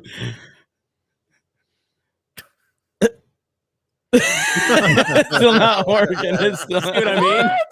See what I mean? Yeah. Yeah. It's because it's like the camera has here. We'll see if I'm gonna put this hand up, turn it off, and see what happens here. Oh. Yeah. Did it do it? Yeah. See, I don't see it doing that, but yeah. Yeah. Eric K, thank you. Crypt Keeper for 5. According to Elon, if you read a tweet and it makes you want to punch them because it makes you angry, that's inciting violence. Free speech, absolutist, my ass. All right, let me read it. He's definitely not a free speech absolutist. He's not, and that's not even realistic on a platform that's basically still operated by Google and Apple in terms of the terms of service. But all I'm saying, he's better than most, but he's certainly not a free speech absolutist.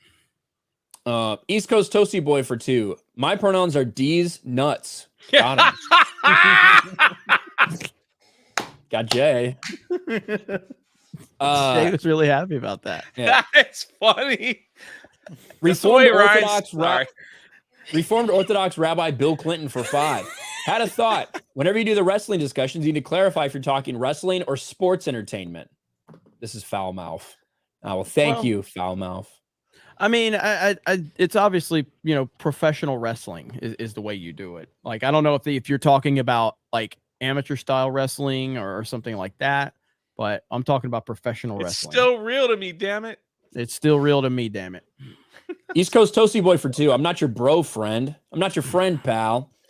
Thank you. Anthony Gwinnett for Canadian 279. It's my birthday today. 20 years old. Love you, Krista. Oh, happy birthday. Happy birthday to you. Ah, man, that caught me off guard. I was It did. Everyone was like, wait. I was like, what the fuck is that? Jack Hudson with the dancing dog super sticker. Thank you. Dude for 5. I would stream on Rumble if they didn't require me to pay to do it. Stream on Odyssey now. There you have it. Yeah, I think they should be rolling out the different tiers soon. So we'll talk to him about that, dude. Samurai Vader for 2. Ripa, my mom said she's the black one. Oh, he's referring to that dog shit Nubia comic book that came out recently. And, yeah. Yeah, The one of the Black little Wonder kids Woman, yes. says, "Why you dressed like Wonder Woman?" And then one of the other kids says, "My mom says she's the black one." It's like, what the fuck are they doing over there, man? Not making money. Good. That's good. for sure. This is good from 300 Mirrors. Watching D-Day Cobra show is appreciation for John Cusack, and it's wholesome. It's a very diverse and inclusive panel tonight. There's a millionaire, a celebrity adjacent guest, and a woman. Celebrity adjacent. I really hope John Cusack likes that tweet. I know. I really do. Jay will make another video. I will. John Cusack liked tweet about me after he blocked me. Celebrity adjacent.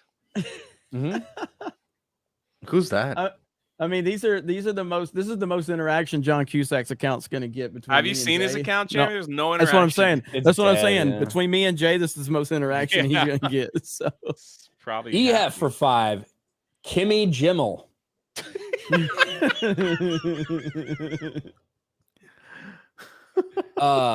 Lance for $5. Interesting similarity between the two that hit Alex.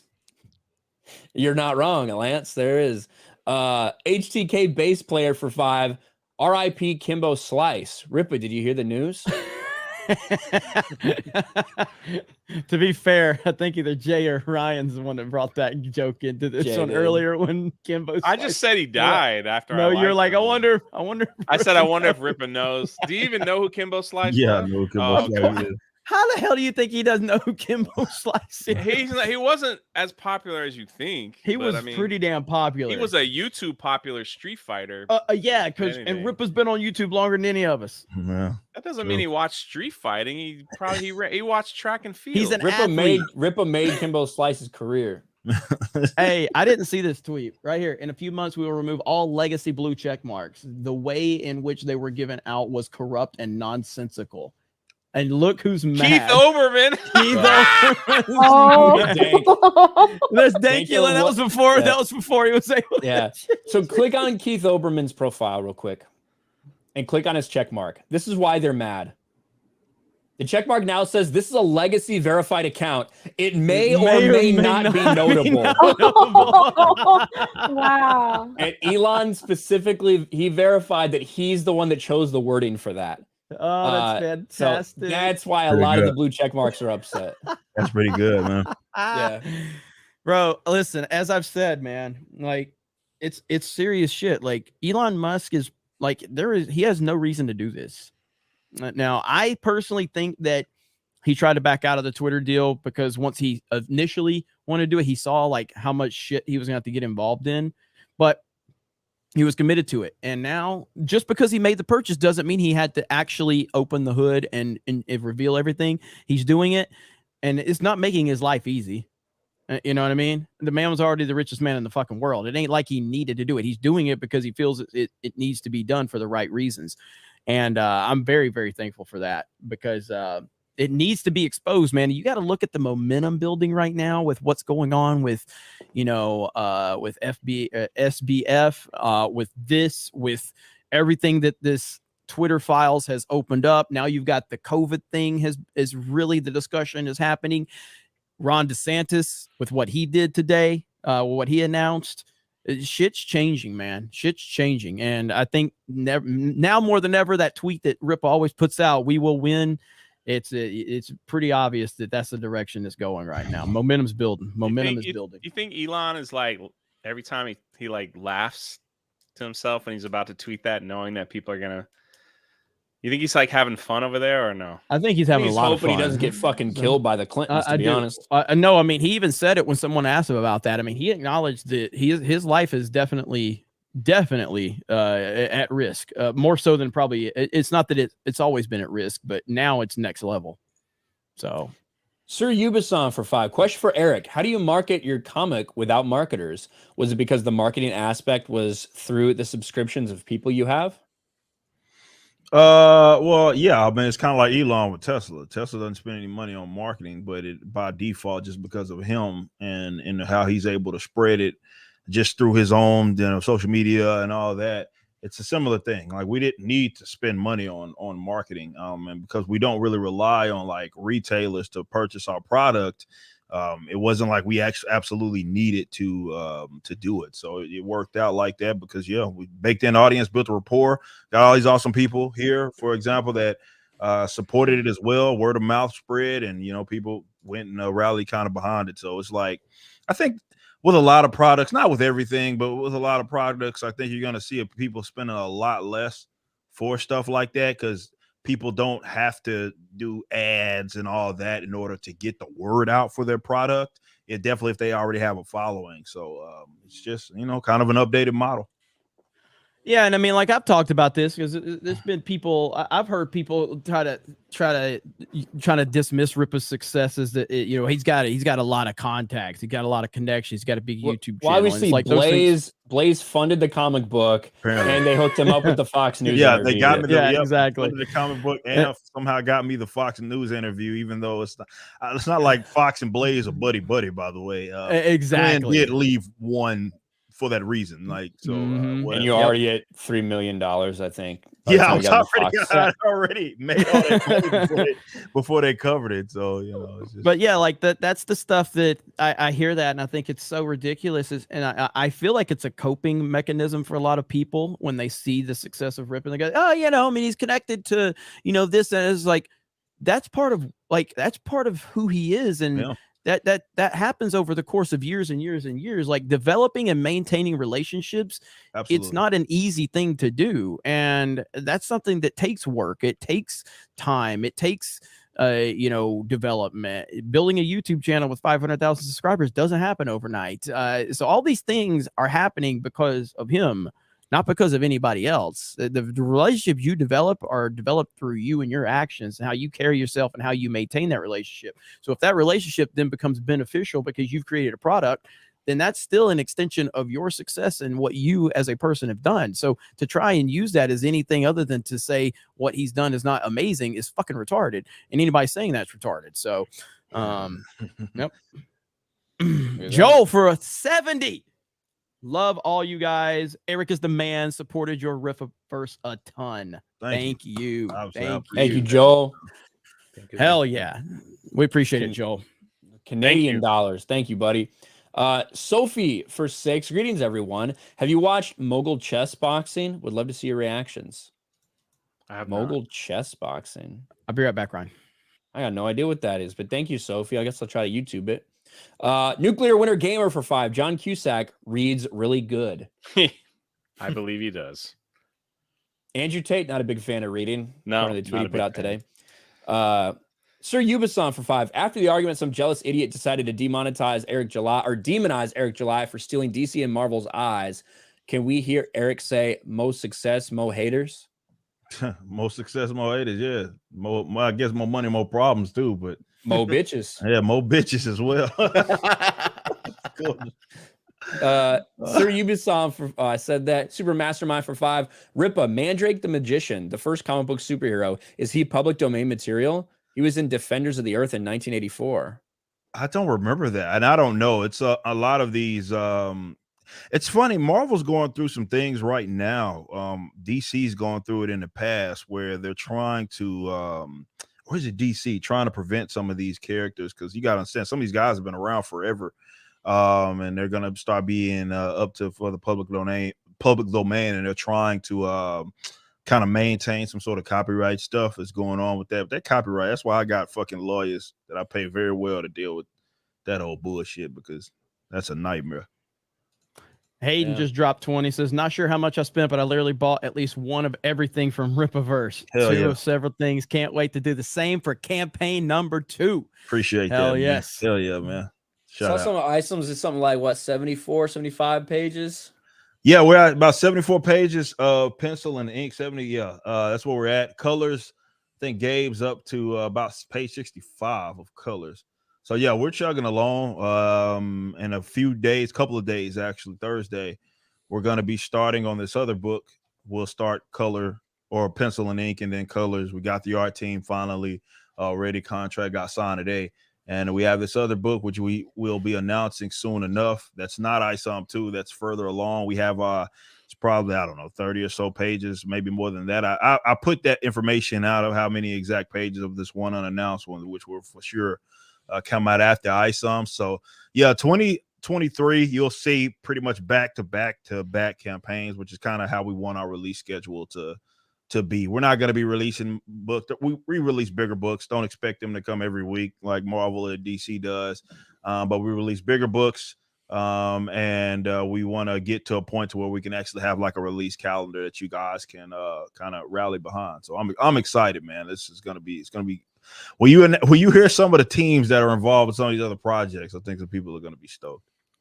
Hell yeah, man. Hell yeah. That's fucking awesome. Hell yeah. And I see Epic Mike in the chat. Want to congratulate Epic Mike. He's how many kids he got now? 12, 13. So no, I'm kidding. He's got so that's why he wasn't on Mario Kart. So yeah, popped out another one. Yeah. So congratulations to Epic Mike and his wife. Really awesome. And and he's already complaining about why aren't there any black check marks races? There are yellow ones. There are yellow ones for organizations. So he said 15. He said 15. So we love you, Mike. Damn. We love you, Mike. Mike, you gonna be back on? Are you gonna be able to Nick Cannon? Mike, you gonna be back on Mario Kart this Sunday? Cromartie. Oh yeah, Cromartie had a bunch of them too. Yeah, he couldn't remember their names. Yeah, I forgot about that. Yeah. He's sitting there trying to name his fucking kids, and he couldn't. Over on Rumble, my lifestyle for $5. I like to watch Ancient Apocalypse. Will it ever come to DVD? Has Netflix ever released anything on DVD? I don't know about Ancient Apocalypse, but they do. I mean, I know Stranger Things has probably had some Blu-rays and shit made of it, right? I don't know. That's a good question. I would have to imagine Stranger Things is on Blu-rays. Big as that is, that's a massive money miss if they didn't do that. So I would have to imagine Stranger Things, and probably like I think Cobra Kai's out on. Now I know that was originally a YouTube Red or whatever, but I'm pretty sure. Yeah, Stranger Things is definitely Blu-ray. They do that stuff with some of their more popular shit because then people can get it and they want to convince them to subscribe to Netflix to watch the next season and stuff. So, Matt G for $1 says nothing. Thank you, Matt G. Mary Nichols for $5. As far as sports go, F1 is super grabby with copyright claims. They strike F1 meme videos all the time. A lot of F1 meme channels got nuked. Yeah, we played just a little bit of a F1 clip on Sports Wars one time, and it wasn't. I think we even paused through it and everything. But yeah, I like F1. I don't watch it like I used to. I watched it back in Michael Schumacher days. I'm still can't believe what happened to Michael Schumacher. Like, it's mind blowing. And the fact that no one even knows about, like, Ryan, do you even know about Michael Schumacher? You know who that is? Do you know what happened? Dude who had this fucking ski accident? Nobody's ever heard from him. He's like paralyzed or in a coma or some shit. Michael Schumacher, if I'm not mistaken, I'm pretty sure that he was making more money than Tiger Woods at the height of his F1 career. He was the highest paid professional sports athlete in the world, because he obviously was the top driver for Ferrari, and he was the, multi-time world champion, I think 7-time world champion. So Michael Schumacher, I think he's still in a coma, but we don't know shit. And this is like, I don't know how long ago Michael Schumacher got in that accident. It's got to be what, 8-10 years ago at this point, maybe longer. I'm not sure, but he got in this ski accident. He basically has been in a coma ever since. No updates. Nobody knows anything. It's like Liam Neeson's wife or ex-wife. What was her name? I remember when that happened. I can't remember what her name was. Wasn't she an actress too? Mm-hmm. So what was her name? But yeah, she was in Parent Trap, right? Yeah, but again, the thing here is Michael Schumacher was the most. It was the highest paid professional. He was like Michael fucking Jordan. He's was. Fucking, yeah. It's like if Michael just fucking disappeared and like got in an accident, you never heard from him again, but he wasn't actually dead. Here's Mary. Here's our expert. So he's not in a coma anymore, but he's probably he's probably a vegetable. But his family is being very private. Hey, I respect that, by the way. I respect that the family's been private about it. But it's just wild. Natasha Richardson. But yeah, it's just wild, man. Like people like, because obviously we're in the States. F1's not that big here, but worldwide F1, it is massive around the world. Yeah, I found that out because my bandmates, also the financial operations manager, Alex, his wife is from Bulgaria. And like she's huge and it's so random. Like she's like fucking huge in the fucking F1. And that's how I found out. Like I guess people are just out of the States are just like really into that shit. It's huge, man. It is basically it's like soccer is, around the world, but like that's what F1 is. Like F1 worldwide viewership and interest, it dwarves NASCAR at NASCAR's peak. Because now Bubba Wallace's NASCAR, no fucking body watches that shit. But the Dale Earnhardt NASCAR, the Tony Stewart, the Jeff Gordon, Dale Jarrett, all that NASCAR was crushing it. And F1 just dwarfed it. But anyway, Sports Wars, go subscribe. There you go. We'll cover a lot of F1 over there. Jesus Davila for 2. Thank you. With the super sticker. Sixer Iverson for $2. Besides this stream, I watch Gab's stream on Wednesday. Gabs? I don't know. Thank you, Sixer Iverson. D Canyon for 5. Sometimes morons try to hit me, so I mow over their golf balls. Fair payback. Toasted Foolery for 5. Jay's going to be a sad bear after the Bills take the division on Saturday. Yeah, it probably will. At one point, Tua was 3 for 17 in that game on Sunday. He was really bad. He's had a great year, but he was really bad. He's due for another concussion, so he started to play right again. Yeah. Big Coffin Hunter for 5. Johnny Depp this, Johnny Depp that. How about you get a Johnny Depth of Perception? First time tuning in. Big ups to the entire panel. Well, thank you, Big Coffin Hunter. Thank you. Hey, hope you guys like it. We're going to be playing a lot of games here on this channel. We got Mario Kart coming up Sunday, which has been doing really well. I'd say we had one of our best Mario Kart streams in a long time this past Sunday, but I'm probably going to start doing. Now the Rip is finally back. I heard that. And I want to play. I want to play some of the Fortnite stuff over here instead of on play a little bit more, or maybe we'll keep it on play, but I'll have my perspective. And Warzone, Call of Duty, Modern Warfare 2, Warzone. Want to do more of those, and then maybe we can get some of the Weebs and Waifus Pokemon stuff over here. You guys want to see Krista Nova hosting some of the Pokemon stuff? Let me know, chat. Eric K for 2. Peter Porker is Spider Pig. Yeah, I know. Oh, I love Peter Porker. So goofy, man. That's when I knew that company had fucking lost it, man. Like they are fucking just doing any goddamn thing, man. Seriously, if you read some of those Spider-Verse books, it's fucking ridiculous. Like if you could think of a type of spider person, they fucking made it. And it's just they're flying, swinging all over the fucking place, and they got fucking ones that can't walk. Yeah, once. And they put their fucking chair on they web it to their backs and shit. You want a gay one that dresses like he's gay? Here you go. Yeah, take that one. Did you guys watch the trailer? Yeah. I had seen it. I'm not watching that shit, man. Rip was like, yeah. I honestly think Rippa, you should watch all of it and keep your ass motivated as fuck. Not that you need the motivation. I guess that's a good point. But that will keep you motivated, man. You'd be like, no, fuck that, because we all need it. We all need that extra, It's like Michael Jordan back in the day when he was always just like inventing shit. Inventing shit. Yeah, you can just watch. You can just watch Marvel shit, man. Just watch it. Bethesda's lore master for 5. Ripa, from Jeff the Pancake Man to CBR douches to Eggman to Mo bitches, you're building a group of adversaries that Batman can appreciate. Yeah, That's it's pretty only a good. matter of time. Well, they kind of already do it now. Some of my detractors, you'll notice, will start like latching to each other because they kind of like try to form their own like alliance rather than allegiance. League of the Shadows. Yeah, type of Yeah, shit. the Legion of Retards. Yeah. Yeah. What it is. And Vec for 5. Ivan, next time you go golfing, bring horchata and cheese to protect you.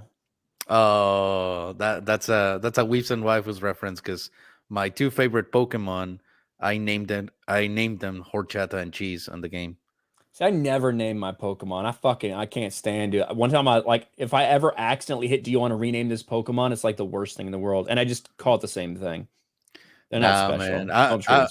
I'm all about, especially in this game that you can actually like feed them and like interact with them. I name every single one of them. Don't feed shit. Don't feed them. They're fucking. They're warriors for you, and if they fail, they die. Release them. Move on. Laura Lynn Lance for 2. Just sending hearts to Jay. Smooches and hugs. Canadian Bear. Thank you. Haters Vivo for 5. Thank you, Jay, for bringing my mood up with your laugh. I needed it. Now I better stop being sentimental before Ryan calls me a homo. How much you guys love Jay? If you love Jay, this is your last night to get the Canadian Is it after midnight? Bear right there. Yeah, after midnight we're gonna. Well, midnight on the East Coast. Yeah, let me confirm and make sure we're not shutting that down until this stream ends. How about that? So Hayden for 5. I take that back. I didn't buy the canonized. I tried, but it was sold out before I did. Yeah, that was going to be hard for you to do anyway, man. Those things went way faster than what I initially. That first day was crazy, dude. Yeah, that was nuts, man. Yeah, Slasher Gasher for 2. Where's the white cloak emoji? It might be on my channel. I don't know. Modalicious for $5. I just started some beef in a Facebook thread on the next Spider-Verse movie. The Miles defenders all look exactly like the type of people who defend Disney. It's fucking like, no, this It's guy, wild. It's unlike wild. anything else, man. You could, if you want guaranteed fucking engagement, just say that he's not Spider-Man. You will have, it's like these guys just search in the like it tells me Elon ain't done jack shit about these bots. Some of them are legitimate people though, and they're just hiding behind like sock accounts and shit. Yeah, and I say never underestimate how retarded these. Yeah, these people are like ridiculous, but I think they're just in the search bar, just fucking typing up shit, looking to get mad at. But they don't. Like I said, wait till my video drops. I don't want to give it away. I got receipts to just say that these motherfuckers don't actually like Miles Morales. Like, and I had a receipt to prove it.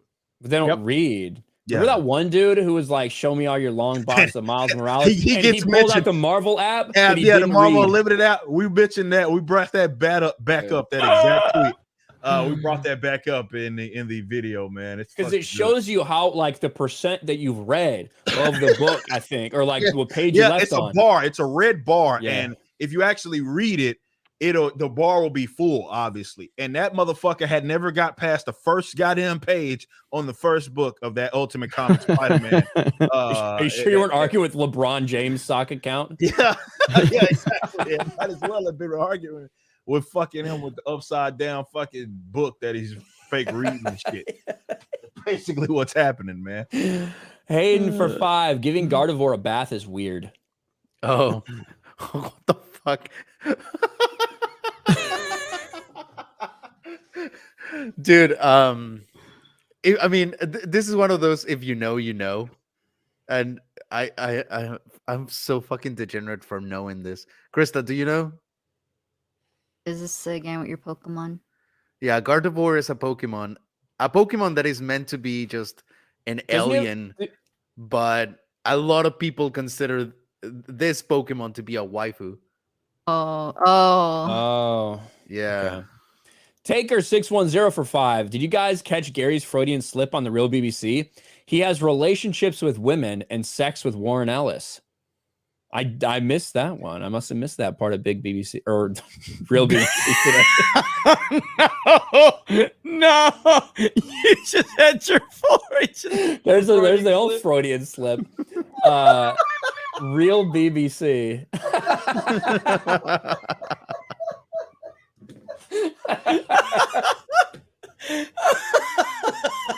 Oh my god.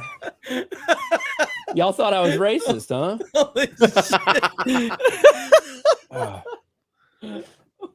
Scott McKenzie, member for 4 months. Happy Christmas, y'all. Merry holidays. Thank you, buddy. Grandmaster Chris becomes a channel member. GJJ becomes a channel member. Fantastic Mr. Knox, member for 11 months, says, hail, ladies and gents. I find it wild that Disney thinks putting the MCU movies in the Oscar nominations was a good thing. Thor 4, Multiverse of Madness, and Avatar 2. Shaking my head. I haven't seen Avatar 2 yet. So. Gary, you might have news for you, but we got news for Ryan too. So. That's true. It's their fault for calling it the BBC. Jeff K comes a new member. Sean Ladrigan, member for 8 months. Thank you all for making this another awesome Tuesday. This was great, man. This is awesome. And again, we still got 3,000 on Rumble. And again, I'm confirming, but it should still be available. But as soon as the stream ends, it's over. So Canadian Bear 221B Tactical. And also you got all your Geeks Gamers merch over there as well. You got Epic Verse stuff over there. So there's a lot of stuff on 221B Tactical. And we're going to take your recommendations that you sent in tonight and get that set up for the future. Let's see. Hayden for 20. Hey guys, did you know that in terms of male, human, and female? What? Is he still talking about like screwing a Pokemon? Did you know that in terms of male, human, and female, and then ... I don't know what the fuck that means. I mean, he was the one that commented about the Gardevoir, so it's I like when Beardo does that. Wait, what? That's pretty funny. So we need to clip that one out. So instead of that, when Ryan said big BBC, I'll just this was everybody's reaction. I was not ready for that. I was not ready for that. What just happened? I think some people weren't paying attention. I don't like how it fades out, man. We got to fix that. I don't know what we can. I don't know what we can do. It's I don't understand why it does that. I have to look into that. Because then, like short ones just don't do shit. Oh man, it was absolutely amazing. You know, like you don't even get to see Jeremy turn his head. Yeah, like I don't know. I don't like that update at all. Like, what's a? I don't know. We're all caught up though. Shut the fuck up. That one's fine. Works. Yeah, that one still works. Hayden again. Yeah, it was Pokemon. I was making a joke to hit Krista or Ivan. It was targeted. It was a targeted meme joke. Did it work? I mean, sure. I mean, this is the thing, though. Like, you were talking about bathing a female alien, and then anatomy class, and then I don't know, dude. I don't know. I think there's only one way to change the tone up right here. There's only one way to change the tone. There's only one way, and it's we this. are also praying for the people of Puerto Rico. We love Puerto Rico. What the fuck is happening? Why is he breathing like that? It's so weird. I had not seen that before. Puerto Rico. Sounds like he's out of breath. Sounds like he just recovered from COVID or some shit. Dude, we're talking about something innocent, and then Rule 34 on Pokemon coming like right up. It's fucking. That's our audience. We love you guys. All right. Whether it's Rumble, whether it's YouTube, whether it's Odyssey, appreciate the hell out of you guys. So thank you. Yeah, and here's a true GOAT moment right here. Yes. Hey, you want some paper towels, don't you?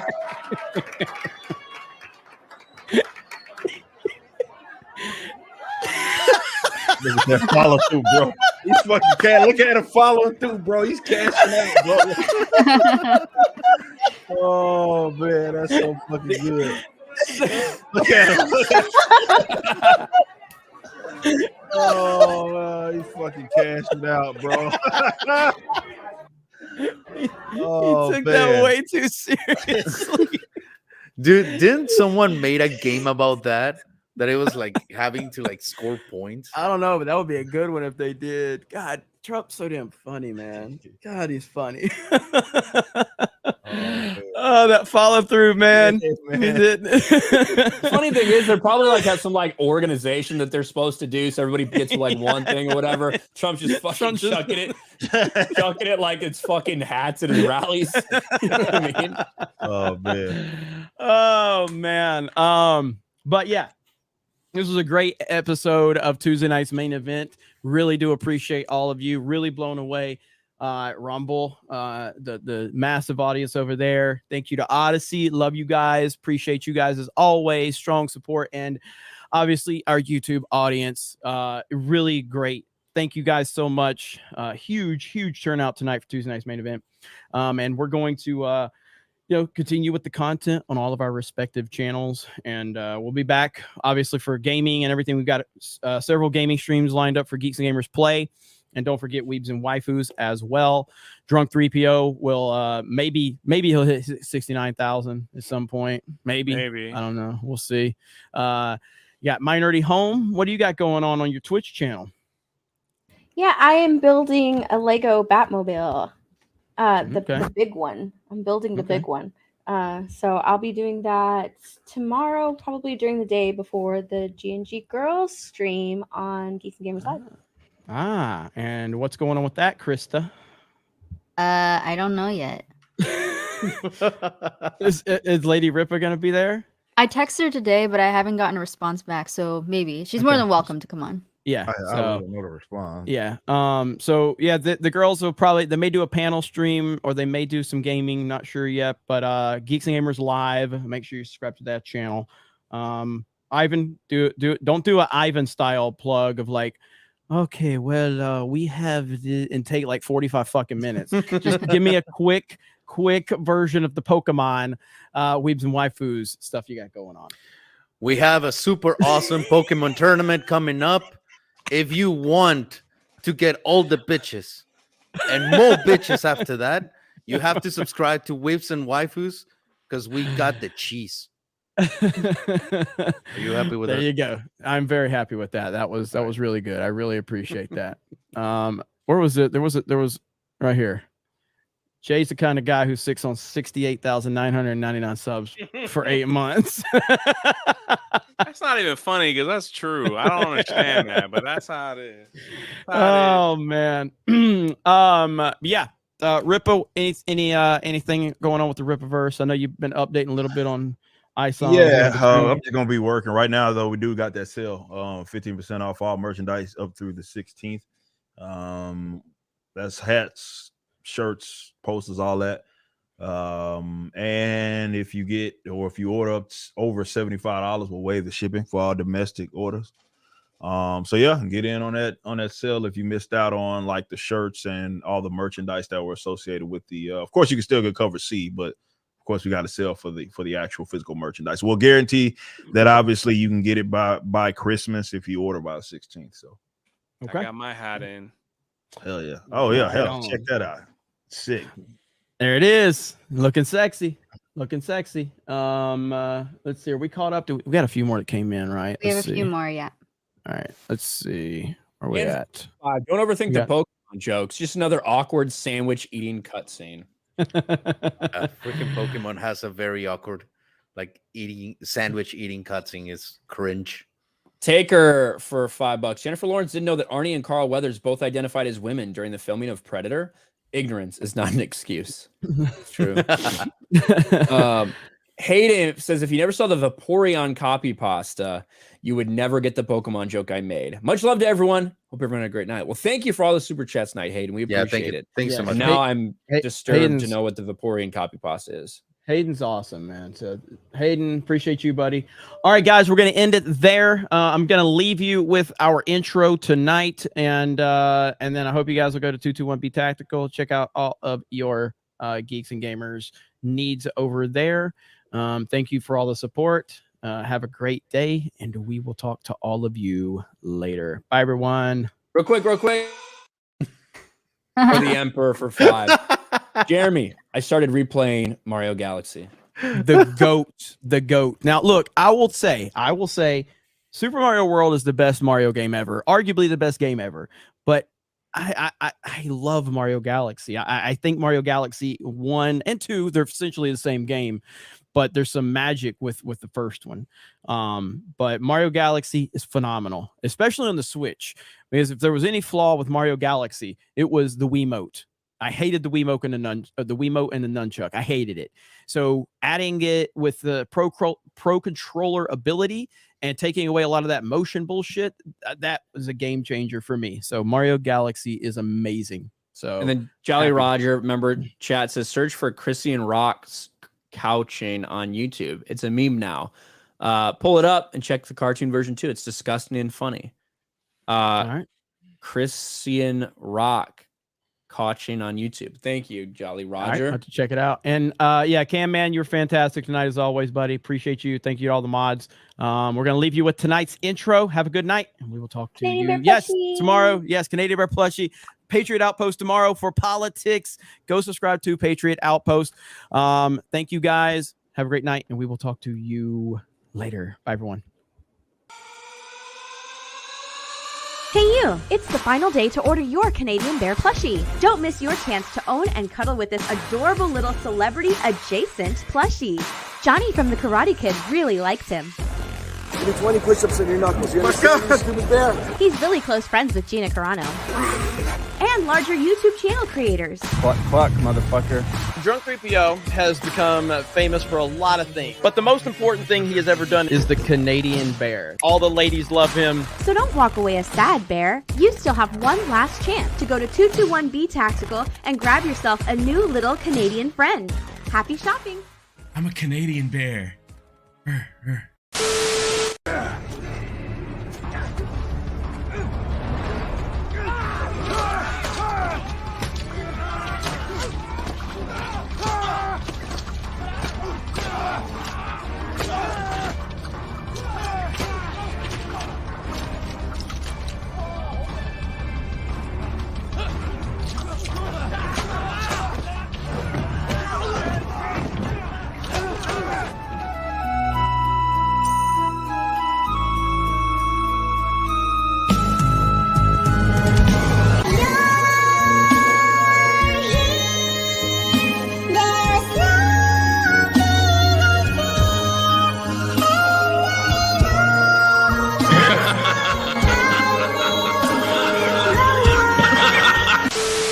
I'm looking for Dave Portnoy. Where's Dave Portnoy? Where's Dave? Hey, Dave Portnoy! We're here for you! Where's Dave Portnoy? Where are you at, Dave? I'm not referring to you, you little wimp! Where you at, Dave? Dave, where you at? Where you at, Dave? Where you at?